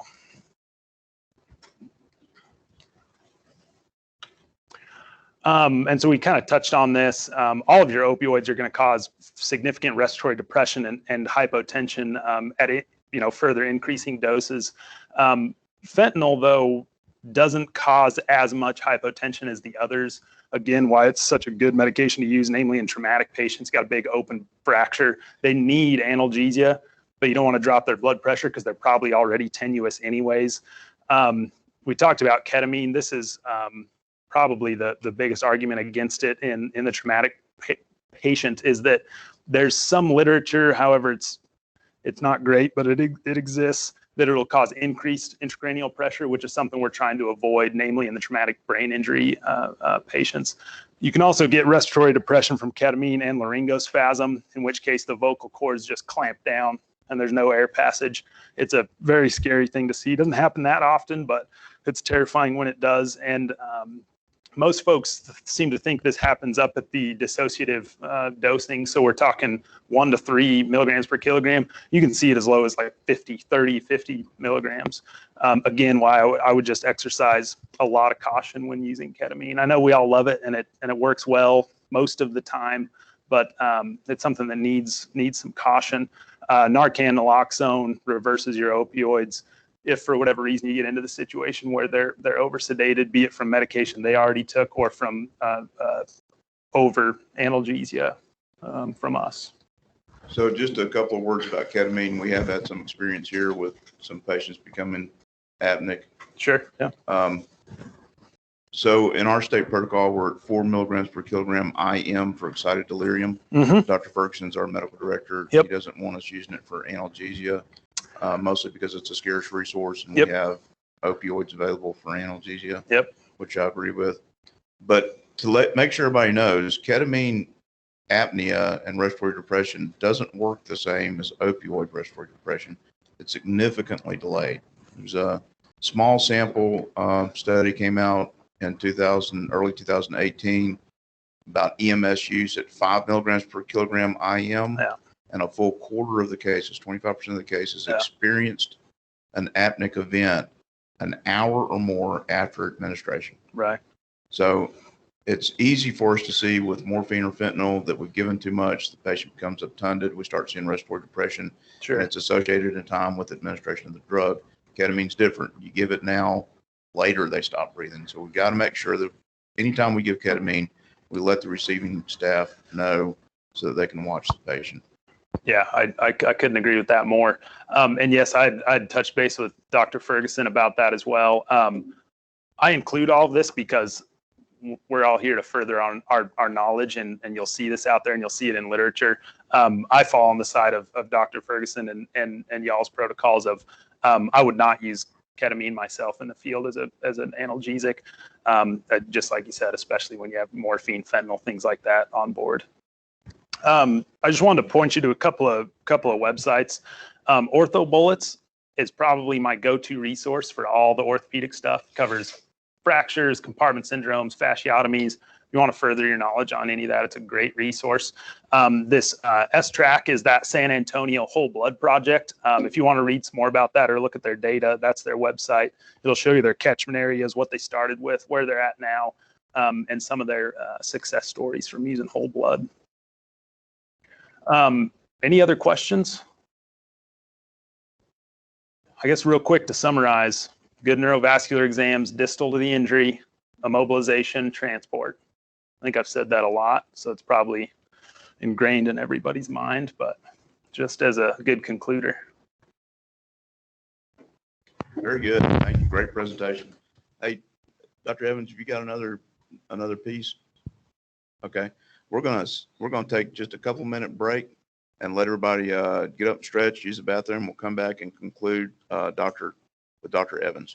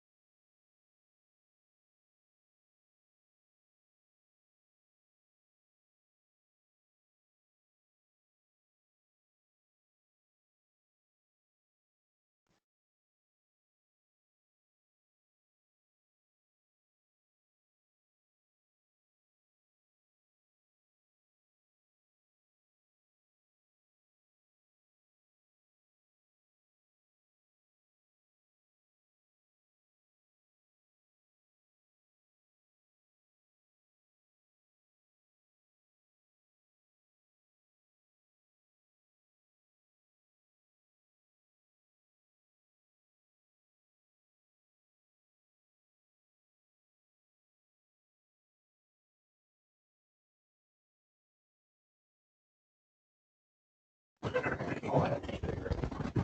right, everybody, we're going to get started back. We got Dr. Evans going to talk to us a little bit about penetrating trauma. All right. So this won't be too long. And luckily, it's a subject that most of us know about. Be willing to say the vast majority of the people listening very familiar with guns. Honestly, a ton of the guys listening may have been former military, EMS, SWAT, police. So they can tell you way more about ballistics than I'll ever say. And so if I say something wrong, please chime in. All right. So the objectives, we're basically just going to describe penetrating injuries, expected damage patterns, things to look for.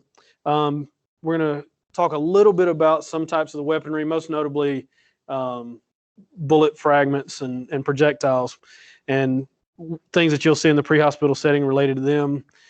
Be comfortable with triage and treatment of penetrating injuries, and then be able to effectively apply a tourniquet. So just a heads up, I do have to warn, some of the pictures are pretty graphic. This one obviously is not as graphic, but. All right. So anytime you're talking about penetrating injuries, the biggest thing that we talk about is some of them are industrial accidents. Obviously, you don't have to worry so much about those. But a vast majority, especially in the Center Point, Birmingham area, it's a pretty big gun and knife club, right? So anytime that you get dispatched to a penetrating trauma, and especially if there's any indication that it's a violent encounter, please approach the scene with very big caution. Make sure that the police officers have gone in and ensure that to the best of their ability that it's safe, that the assailants are either not there or you're protected going in. Anytime we talk about these subjects, your safety and your partner's safety, your crew's safety is the number one priority. If you're not going home to your family, none of the other stuff matters, okay? So please know that anytime you have these scenes, you're number one, your partner's number two, your patient's third or fourth down the line, okay? So scene safety rules: protect yourself and bystanders at all times, prevent them from becoming patients, running up on scene with somebody who may be an active shooter in the area. Never, to the best of your ability, enter an unsafe scene. If you have any inclination that it's not safe, you're not wrong to basically tell your dispatch, the scene is not secure, I'm not going in until it is. We can always back you up from a medical direction standpoint on that. And then if you can't make it safe, if you're a member of the SWAT team, you can actually make it safe. But as fire and non-tactical EMS personnel, we need to rely on police officers as well. Just know that the danger zone, quote unquote, may be far reaching when a gun is involved. That's why often we stage, it feels like we're staging a long way away, about 2 blocks or whatever, behind buildings and those kind of things. But this is the reason. If there's an active shooter involved, you can be just simply line of sight several blocks away, and it can technically reach your vehicle or your body. So trauma pearl. Penetrating trauma as a result of violence, gun and knife club, it's always considered a crime scene. So when you go to the crime scene, we're going to do our best to work with law enforcement. Your number one job, we go a lot of times we're very focused on taking care of the patient. So we rush into the scene with our bags, with all of our equipment. It is a crime scene. So to the best of your ability, the crew needs to take one path in and one path out to preserve any evidence they can, as well as attempt to your best ability not to disturb the crime scene. So if you see a bunch of pill bottles over here, you see a bunch of drugs, you see weaponry laying out of the way, but a safe distance from you that's not an immediate threat, leave it alone. Try not to mess with anything that you don't have to and go straight to the patient. Also, when we're preserving evidence, it's not just scene evidence that we're trying to preserve, it's also physical evidence to the patient. So we're taught in paramedic school, if you've got a GSW or a stab wound to the clothing, try to cut around the clothing to get it off. Try not to violate that actual wound if you can, obviously. All right. So BSI scene safe is actually important in this. This was kind of my face when I took registry many, many years ago. You go blank after BSI scene safe. This is the reason that we talk about BSI scene safe. You go to a patient, and a lot of times we'll have our gloves on. but I can't really recall as a paramedic the last time that I used goggles. I wore glasses a lot if it was overnight, and I'd say, oh, glasses will protect me. Realistically, just think about this. I know you have goggles, at least per the state protocols, supposed to have them in the truck. If you come on this patient, oh, it's not working again. Well, anyway, you come on the patient on the left. He's got this massive facial GSW. He's going to be breathing. You're going to have blood flying across the room. High chance it's going to impact mucous membranes, mouth, eyes. Intact skin is fine. But as much as you can protect yourself, that's why if there's any indication that this is going to be a high target area where face, arterial spatter, or any kind of sucking chest wound, I would probably keep goggles or glasses on your hip somewhere as you're going into the scene. Just remember, our number one goal is ourselves, okay? Protect ourselves. So that's why I'm saying BSI scene safe. This other one, now you can only see part of it. They've actually cracked his chest. They've done a sternotomy, and they're actually into the right side of his chest. He's got a chest tube on the left. But this is a patient with multiple GSWs, has a sucking chest wound. Well, you can also get spatter from that coming out of the wounds as well. So no need to be a hero. No, definitely protect yourself. And yeah, you'll look goofy. People might make fun of you, but you don't get exposed to some bad things. So when you talk about types of penetrating trauma, there's low, medium, and high velocity. Low velocity are things that, like knives, sharp tools, bow and arrow, even though you can get pretty significant velocity from an arrow, especially from a compound bow or, oh my God, going blank, crossbow, thank you. You can get pretty significant speeds from that. Usually for these, the speed of entry doesn't really carry a significant shock wave. And we'll talk about the shock wave and what it does here in a little bit. So because there's no shock wave, the injury is usually limited to the direct impact from the projectile itself, the blade, the arrow, whatever. Now they can go pretty deep. So one thing that's important to note when you have a low velocity injury from a knife, if you can tell us about how long the knife is, and I don't care if you say it's 4 centimeters or it's 10 inches or whatever, if you can hold your hand up and say, hey man, the knife was as long as my hand. Okay, how far was it buried? It was buried to here. All right, so now I know the depth of penetration. Great chance that it violated the peritoneal wall or the fascia, which indicates for that patient, if it hit certain areas, which we call the box here in the center of the chest, or the abdominal cavity, that's an immediate surgery. You're not, if they're stable, they might go to CT scan in the trauma center, but if they're unstable at all, or if it hit the center of the box, and we're concerned that it penetrated anything, they're going immediately to surgery for exploration. Even after scan, they're still going to go to surgery. So those kind of things are actually pretty helpful. So again, you don't have to tell me how long it is. If you know, that's great.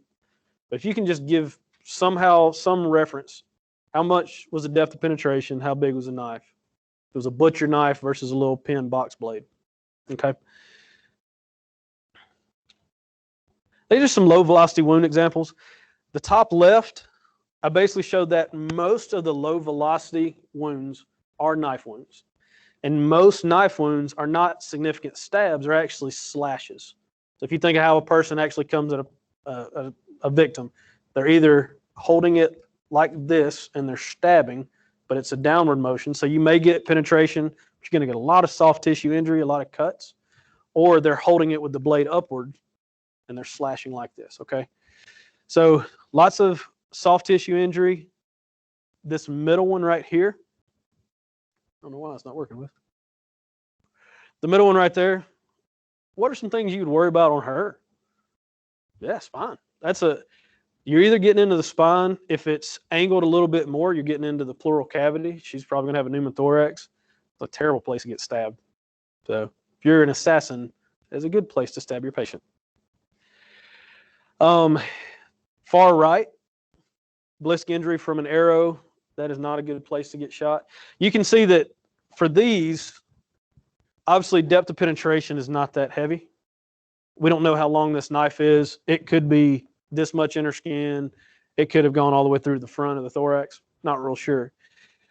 But with an arrow, you've got a lot more velocity, so it can get a depth of penetration. That's probably either all the way through or pretty dang close.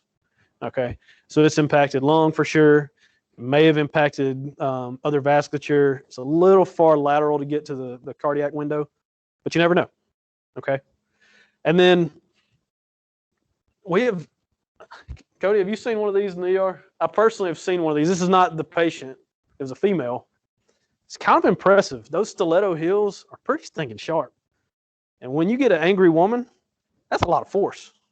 So I don't have the CT image, but the one we had was pretty impressive. It actually penetrated the cranium, and the shoe was hanging from the cranium. So yes, shoes can be a low velocity ballistic weapon as well. All right. So when we're looking through all these, and I'm going to show you a ton of pictures, but when we're looking through all these, start thinking about the path, the trajectory. That does become really, really important. If you think about what's the underlying structures underneath, what might have they hit, just to kind of keep an idea of things to anticipate. They may look great now, but if it went across where you think a vascular structure might have been, keep an eye on their blood pressure every 5 minutes. Keep an eye on their heart rate, indications that they may be bleeding out inside a cavity. Oh, help me out, Wes. Nope. Technical difficulties. We're just trying to advance the slides.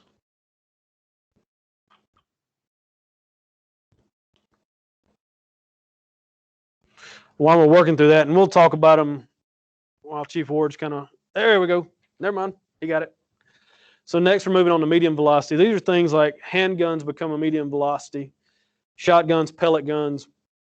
Essentially what you're looking for, and there's different definitions, anything ranging from about 600 feet per second to 2,000 feet per second.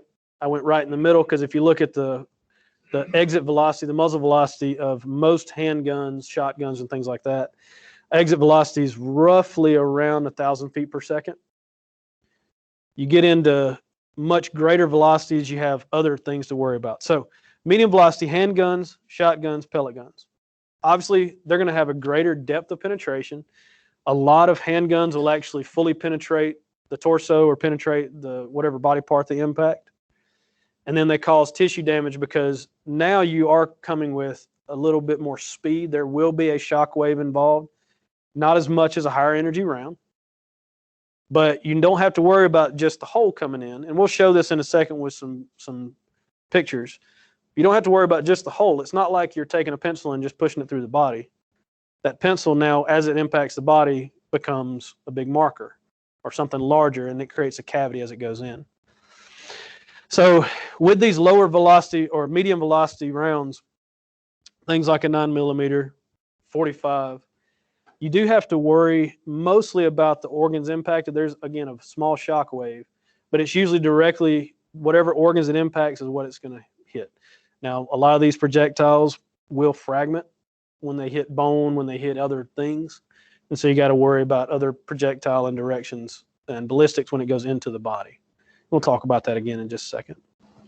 It's just kind of describing low, medium, and high velocity.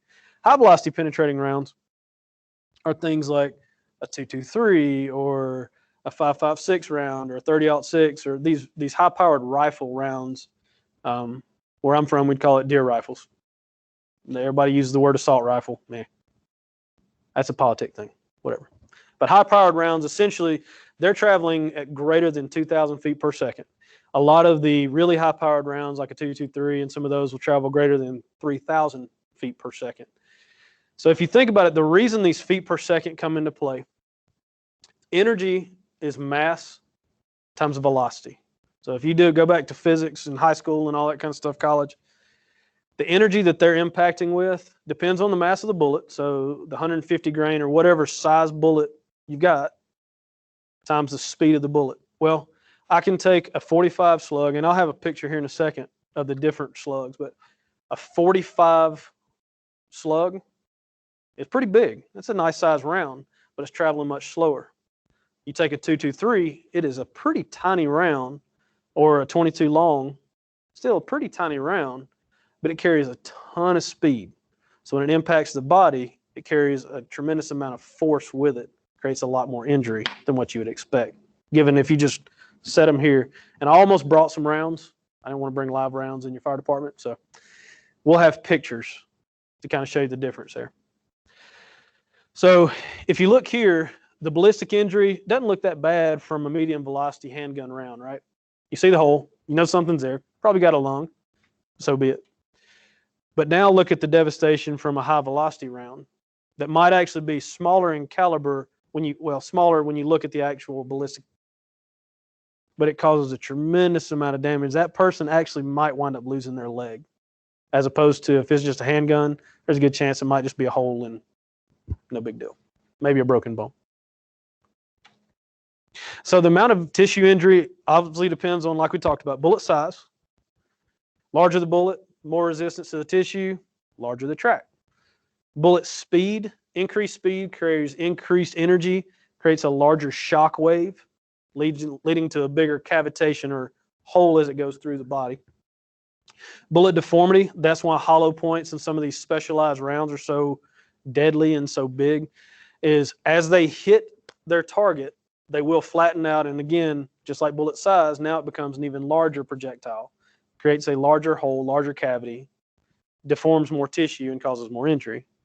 And then tumbling and yaw, and let me see, grab something here.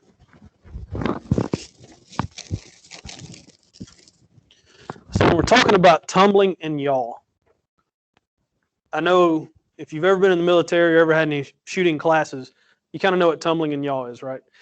Tumbling is as that flies through, the bullet doesn't fly straight on a nice path like a tight spiral from a football.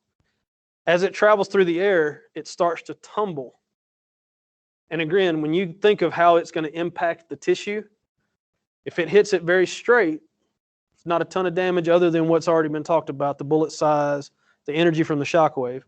But as it's tumbling, now you're creating more tissue damage, more surface area that's going to damage. In addition to the tumble, the bullet also shakes as it flies through the air, called oscillation. So that's the tumbling and yaw part. Again, the whole point of saying that is most of it is just amount of tissue impacted causes more damage, obviously. Faster the bullet, more damage. So these are the size of a few rounds. All right, we got our pointer back. So this is a 45 slug. If you look at it, that, for anybody watching that might not know about ballistics or rounds, that top part is your projectile. This is just the casing with the gunpowder involved. But that part right there, if you look at that, a 223 is not in here, but it's a very small round. This is a 5.45. A 223 is just a little bit smaller than this. But if you look at the size of that compared to that, you would think that this would do more damage, correct? On the contrary, even though this is a very small round, comparatively speaking, it is extremely fast. Moves about 3 times to 4 times the speed of this round right here. So that way it creates a ton more damage. Then, of course, if you go to a 30-06 or a 7.62 round, these actually become a lot larger, a lot more force behind them, or muzzle velocity. So when we talk about cavitation, this is more of a visual representation of what cavitation really is. So that the bullet, if you look at it, is impacting this white area right here. It impacts the tissue. This is a thigh. As it impacts the tissue, it carries with it a shock wave that deforms the tissue around it. And so instead of just having, again, you get impacted with an arrow, a knife, it's going to be this area right here. That little white streak, that's all that's going to be impacted. It's whatever tissue that white streak runs through, that's your injury. But with a high velocity, even a medium velocity round, you start to have this cavitation. And so any area that's in this area, any organ that's in this area will actually get impacted, cause a ton of injury. Okay? So as the bullet exits the extremity, you see this white area now? That's actually the area of impact, as opposed to just that straight line. Does that make sense? All right. So here's just another representation. You always hear about entrance and exit wounds, and we'll talk another little bit about it. They really don't matter, if I'm being honest with you. I've heard tons of people say, and I've personally said, hey, the exit wound's here, the entrance wound's here. How do they connect? That's all I care about. It matters to maybe the police what's entrance and exit, but a lot of these, maybe you can tell, maybe you can't. It may have just been such a high velocity round, entrance looks just like the exit. But overall, entrance wounds will have a little bit of a abrasion and a burn going in. The tissue will involute. Bullet enters, creates your cavity from your shock wave. And then the exit wound is generally larger than the entrance wound. And you'll see an extrusion of the tissue, meaning the tissue's coming out. Looks like an explosion. Again, does it really matter entrance versus exit? Not really. Okay? So when you're counting wounds on a body, just count wounds. Say, I see 5 ballistic injuries. I see 5 GSWs. I don't know what's entrance and exit. I don't know how many bullets actually impacted that patient. But that's how I'll say it in the ER is I see 5 injuries, 5 GSWs. So here's an example of different rounds. So a 9mm, very fast round. That's its cavitation. A little bit of a shock wave that goes around it, but nothing really extremely terrible, comparatively speaking. Here's a 5.56 round versus a 2.23. So if you look, maybe they fragment as soon as they hit bone, but as they impact the tissue, there's a huge cavitation there as opposed to these handgun rounds. Shotgun, of course, got buckshot, ton of area to cover. And then a 308 round just absolutely demolishes anything it touches. So to kind of show my point here, let's see if this will work. It worked on other computers. If it doesn't, it's okay. Yeah, that's probably not. I don't want to, I may have confused the computer. But if it doesn't work, that's perfectly fine. You can go on YouTube, you can go on the internet at any point and just look at ballistics gel. And all this was showing was a round impacting ballistics gel. You can actually see the cavitation in slow motion. And just imagine that hitting a chest, hitting an abdomen or those kind of things. How much is actually impacted in the shot. So we'll talk about wound ballistics. You have 3 parts. We've already talked about entry and exit wound and their thing. Internal wound is actually obviously the most important to us. It's often unseen. That's why you just have to basically look at your trajectory, see if there's one gunshot where there's 2 ballistic wounds, maybe one going from right shoulder to left shoulder to right shoulder, vice versa. Just think of anything that could have impacted on the way through. So medium velocity damage is primarily limited to the area the projectile impacts with slight cavitation. And high velocity, you're going to get direct impact, but also a huge transfer of kinetic energy. And so the shock wave actually causes a lot more injury a lot of times than the actual projectile itself. So we'll talk a little bit about some penetrating wounds to specific areas of the body. Head. We know that this is a bad place to get shot. It's a closed space and presents some unique situations. The shock wave has no real way to get out. Therefore, the brain tissue is getting compressed, turns it to mush. The forces are strong enough that the skull may actually explode, and if you're shot on one side, it'll take pieces of bone with it. So now you've got, instead of one bullet, you've got multiple projectiles, including the bullet, bone fragments, those kind of things, creating a huge area of injury. And then a medium velocity bullet, you've heard of a 22, can cause a lot more damage inside a skull.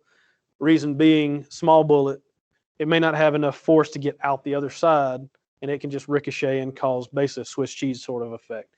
And a lot of these other projectiles can too, but you have a high velocity round, it's usually going to go straight through. Okay.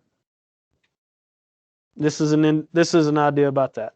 So this left picture, that's not a 22, but just for namesake purposes, it penetrates.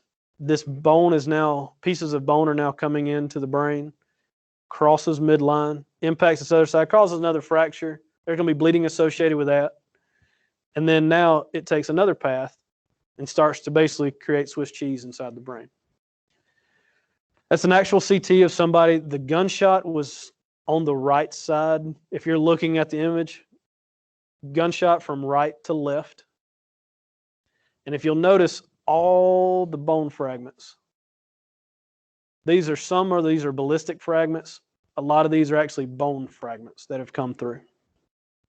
Okay, so bullet entered here, caused a ton of cavitation. That's a non-survivable injury. If they're alive, they're essentially alive from brainstem. That's it. Okay. So these are a lot easier to treat. Ballistic injuries of the head are usually not very good. Most of the time you're calling me for a DOA. But the best thing you can do for these, transport them as much as you can, head elevated if there's no concern for a cervical spinal injury. Elevate the head of the bed a little bit, monitor for loss of airway, get them to the hospital. There's not a lot any of us can do. The neurosurgeon is the only one that can save them. So if they're salvageable. Thorax, you have 3 major groups of structures in the thorax cavity. And you need to think about these when thinking about a penetrating injury. So lungs, obviously, that's one of your main things. They're very large. They occupy the majority of the thorax. They're less dense and they're air-filled. So the injuries are generally from the direct track of the bullet and not so much from the shock wave. Serious injuries include pneumothorax, hemothorax.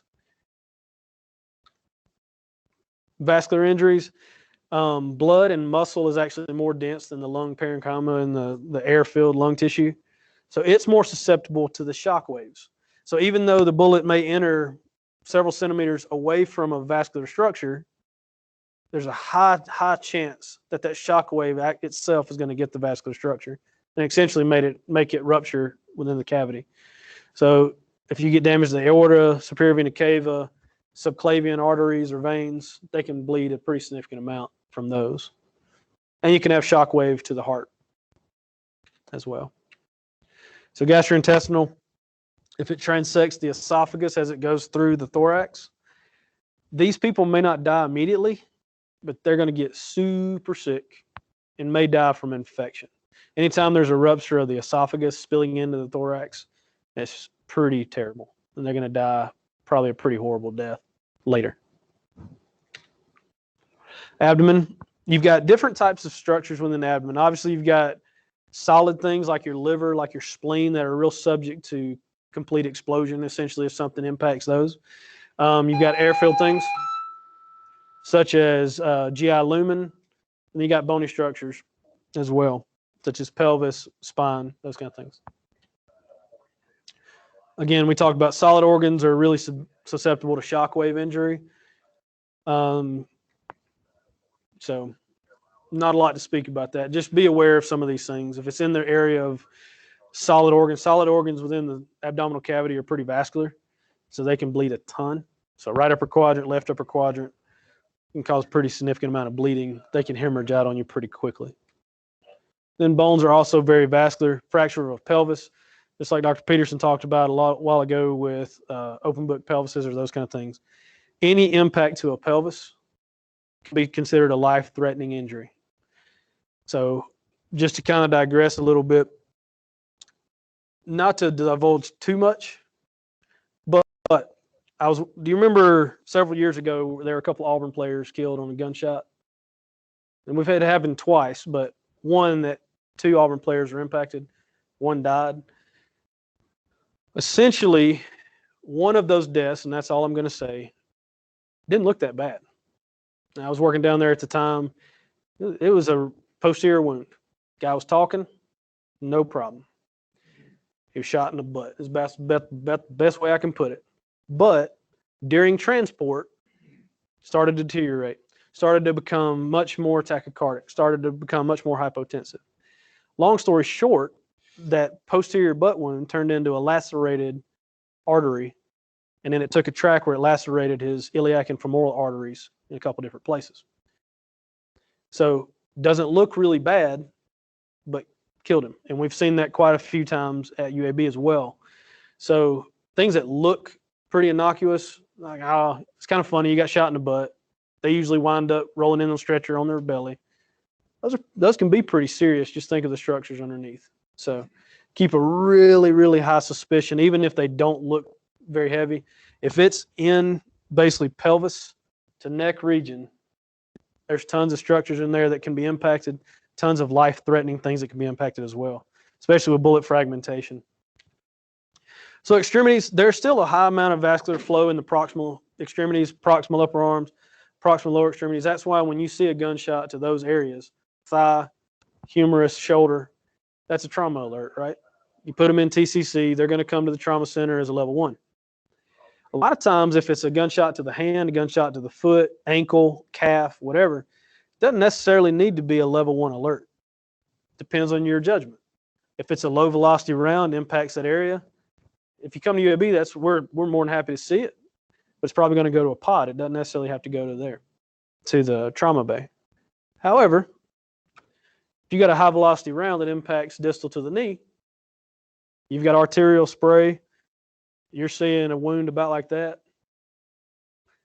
If TCC says, hey, that's distal, kindly remind them that no, this is a life-threatening injury, because that has probably lacerated multiple arteries, probably the popliteal, if I'm guessing. And so that would be a life-threatening injury. And I say that to move on to your assessment. We've talked about the ballistics and all this stuff. It's kind of boring. We've seen some pictures. But what do we need to do about it in the field? Y'all are very good, and I will compliment multiple fire departments. Centerpoint, since y'all are in front of me, I'll compliment y'all as well. But really, EMS does a really good job with helping us control the bleeding from a lot of the tourniquet literature and all. So y'all do a really good job getting these guys to us in as stable shape as you can. But the biggest thing you want to look at when you get on scene, obviously you're scene safe. Now you're at the patient. You do a rapid assessment. And this is, it's rapid. It's scan head to toe, cut their clothes off. What are your immediate life threats? So you assess for their responsiveness. Are they talking? If they're talking, their airway's intact. You don't have to intervene on that right now. Obviously, as you're cutting everything off and you're getting your stethoscope out, just look for any exsanguinating hemorrhage. Do they have an amputation? Do they have this kind of leg where you may need to intervene on that before you move to breathing? If they're talking, they're breathing okay right now. Okay. Once you get past that, assess for bilateral breath sounds, see if you need to intervene on a possible tension pneumothorax, those kind of things. And just want to remind you, on these patients, remove everything. Even if they're shot up here in the shoulder, they are completely nude, because you never know what fragmentation might have happened. They might have heard one gunshot, but it might have been 3. And what they think, they're focused on this shoulder injury. They might have a thigh or abdominal injury as well that unless you expose them, you'll never see. Okay. Once patient exposed, again, rapid head to toe. Move very quickly, identify immediate life threats. As you're doing this, hopefully you have a partner available who can be hooking them up, getting blood pressure, heart rate, ECG if you can.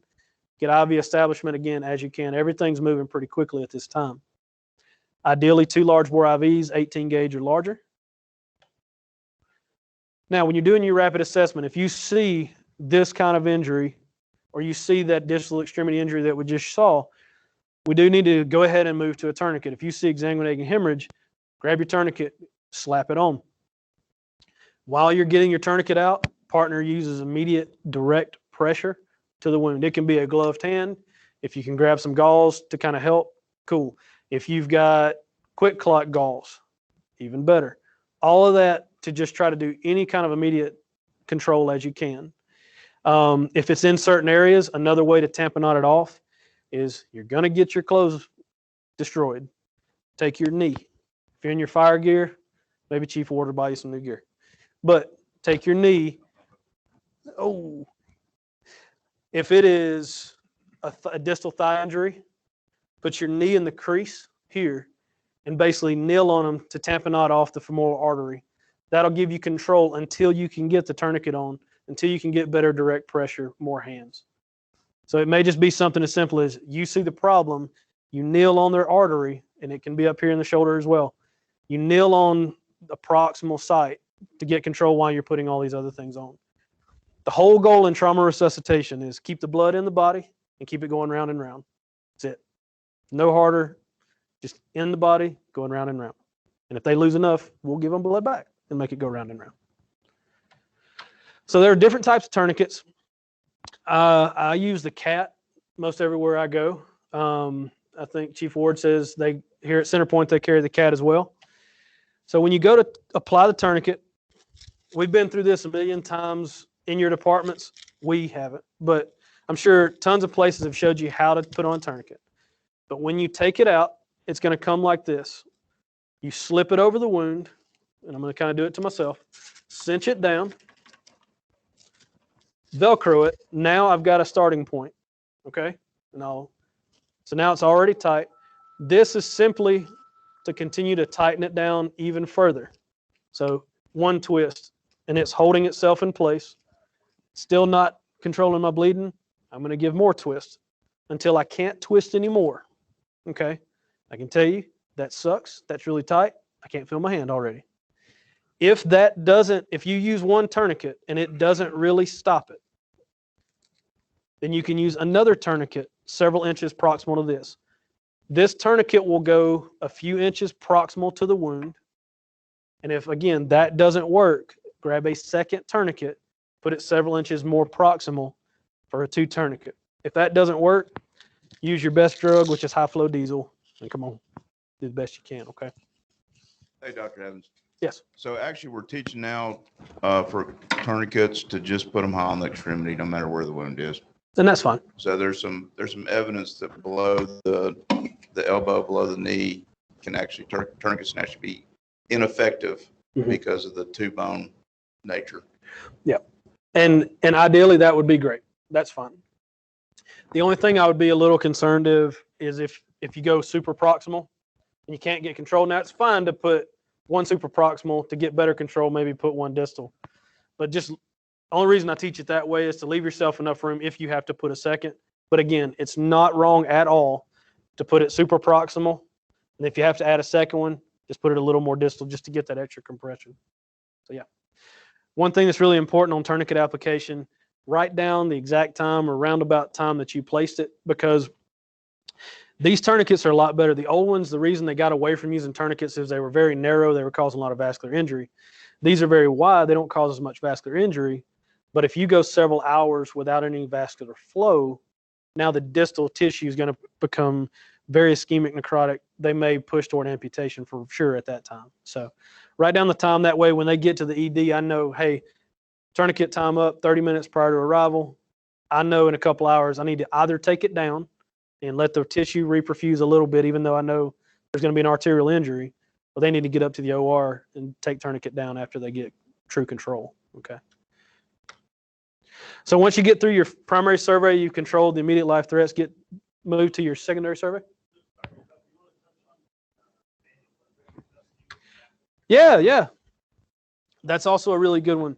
So the manual blood pressure cuffs that you keep, they can pump pretty significantly. You can go over to 30 millimeters of mercury, 300 millimeters of mercury, pretty significantly tight. So if you don't have a tourniquet or you've got multiple sites, you've used your tourniquet, I need something else, your manual blood pressure cuff can also be used as well. One thing I would suggest when you do that, take some tape if you have it on the rig, wrap it around, because you're going to put so much pressure that Velcro may or may not hold as well. So cover it with a bunch of tape. But same idea. And you're putting these up just enough to where bleeding has greatly slowed or stopped. Okay. Once you've got to that point, there's no need to keep going. All right, so secondary survey. Take note. So they're exposed. You've identified life threats. Now we're going to try to actually, how many ballistic injuries do they have? Within reason. You're already doing a lot, and I get that. But if you can help us determine, hey, all the ballistic injuries are here. I've done a full assessment, looked in the perineum. I've moved their scrotum. I've looked in the butt cheek area. This is all I see. That can be helpful to let us know what to look for, okay? Also note that it's not uncommon to have other injuries other than ballistic injuries in these scenes. The person may be shot and they take off running. Well, they fell. They hit their head. They ran in front of a car. They're in an MBC, and you work the MBC, and then you realize they're a ballistic injury or projectile injury later. So be aware of there may be other injuries involved with other mechanisms as well. So treatment goals, frequent reassessment. I recommend at least every 5 minutes on these sick trauma patients. And then look at their mentation. Worsening tachycardia, hypotension, or worsening mentation gives you a really early sign that they're progressing to decompensated shock and need a pretty aggressive intervention. Kind of to go off what Dr. Peterson says, please don't aim for a normal BP. Most of the literature, it's been kind of a pendulum swing. For a long time, they taught permissive hypotension. Well, then they said, well, it's not really that helpful. Now they're swinging back to trying to allow for some permissive hypotension. We're not shooting for a blood pressure of 120/80. If they're 90 systolic, again, they're palpable radial pulse, their mentation is okay, that's great. Bring them to me. The whole theory behind that is if there's any clot form, if we get high blood pressures, any small clots that are developing to help tamponade the bleeding, we're going to shoot off. Again, a lot of this is theoretical, but again, the pendulum is swinging back to slight permissive hypotension. So what you should aim for, please start fluids, absolutely, to prevent them from going into complete fluid shock. But bolusing them 4 to 5 liters is probably overkill at this point. Because one, you're going to dilute the blood, and so they'll have their volume will be all fluid, and it won't be actually blood products. So if they meet criteria, early entry into the trauma system and transport to the nearest appropriate ED. So if it's an immediate life threat, you're here in Center Point, you don't think you can make it to UAB, East is fine, or fly, whatever's the most appropriate. And TCC is going to help you with that. If UAB is on complete overload, we have backup trauma centers at Grandview and those kind of things. That's the whole point of TCC, and I know they get kind of headaches sometimes, but they are very helpful with knowing who's on diversion, who's got capacity, and those kind of things. So again, transport to the nearest appropriate ED. If it's a GSW to the head, nobody has neurosurgery but a couple hospitals in the city. So that's probably not one I would take to East if you can help it. Now, obviously, if they're dying, you're in cardiac arrest, you do what you got to do and you get them to the nearest place. But key is nearest appropriate ED. Monitor for hypoxia, respiratory collapse, thinking severe blood loss or tension pneumothorax that you need to intervene on. And also keep the patient warm. We don't think about this quite as much. I've preached and preached and preached about expose the patient. However, hypothermia is a killer in these patients, and they can become very hypothermic very quickly. The reason it does that, hypothermia in a trauma patient leads to worsening acidosis, coagulopathy, they don't clot as well. And then also with severe hypothermia, they have decreased cardiac function, which is all working against you in a traumatic hypotensive patient who's bleeding. Okay, so keep them as close to near normal body temperature as you can. That's why when you come in the trauma bay, it's 5,000 degrees. That's the whole point, is we're trying to keep them warm. So documentation pearls, and we're almost done, guys. Document as much as you can recall from a scene. Your documentation on a lot of these scenes is about all the documentation and all the history that some of the officers and investigators are going to get. And I know our primary goal is patient care, but we're also part of that team to try to help solve the crime and those kind of things, if you want to say it like that. So what were the characteristics of your scene on your arrival, if you can remember it? Did you recall any specific evidence on scene that might clue you into why this happened or things like that? If the patient gives you any information, hey, Bubba shot me, well, that's helpful, because they may get to the hospital, and before police can get there and he tells anybody else that, the patient may expire or go into a coma, go immediately to the OR. So if you can document, he said, and make sure you put, he said, patient said, Bubba shot me. So this, again, may be the only information to lead to who the assailant is, or if there are any other suspected victims. We were at a party, I saw 3 other people get shot. It can lead local hospitals and other people to kind of be aware that there may be other victims out there. And then document the location of noted injuries and interventions performed. It's kind of getting off into the weeds, but if you can say that roundabout locations of their ballistic injuries, and hey, I had to perform needle decompression, that just shows them that hole was mine, because I may have pulled out your needle, those kind of things. Then finally, document all interactions with law enforcement, coroner, medical control, TCC, medical control numbers, names, if you can, for coroners, if we have pronouncement on scene. Any questions? I know I kind of flew through that, and some of it was kind of boring with some of the ballistic stuff, but important. So I would just add, to me, anybody that's been around me here at Center Point Fire, my top 3 priorities for critically injured trauma patients is transport to the surgeon, transport to the surgeon, and transport to the surgeon. And really nothing in my mind should delay that. Yeah. Ever. People say airway and all that. If they're bleeding out, they lost an airway because they bled out, then us delaying getting to the surgeon to establish your airway is probably not going to help. I would 100% agree with you. Getting to a trauma center is paramount. And the airway, we can argue on that all day, but honestly, the supraglottic airways in a trauma patient, we may start to swing that way. There's already been some literature come out. So if you say, well, he's not breathing, I lost an airway, throw supraglottic in and let's ride. Okay. So I agree with you, Chief Ward. Airway, I wouldn't say. The only thing that I would say is if it is a coding patient and you are really close to a certain hospital, you can make an argument to go there. Again, that hospital is probably not going to do much. A coding trauma patient is probably not coming back unless they code in front of a surgeon. But that's one of the only arguments I could say of go to the nearest. That's why I say the nearest appropriate hospital, for sure. And every case is different. Absolutely. Every case is Absolutely. One thing I would like to add to patients with penetrative trauma to the head who you don't hold out much hope of survival, please remember that there might be an opportunity for organ donation. And that's really only going to be possible if we transport to UAB, by the way. Yeah. So we've made the mistake of transporting some of those patients to community hospitals and then trying to arrange transport from that hospital to UAB to harvest organs, and that doesn't work well. Rarely So happens. if you're thinking organ donation, take them to UAB. That's the only place that's going to harvest the organs. So, yep. Thank you, Dr. Evans. Thank you, Dr. Pearson. Anybody else have Absolutely. any other questions? Just remind everybody to get credit for today's class. You can send an email to alabamaemschallenge@gmail.com. You'll get an automated reply with a link to an attendance form. You fill out and submit that attendance form. I'll email you your certificate. And by the way, just so everybody knows, these recordings of these lectures will go up on the Alabama EMS channel YouTube channel, which is newly established. And there's a mechanism there to get distributive credit for watching the video and taking a test. So thanks everybody for joining, and we'll see you next time.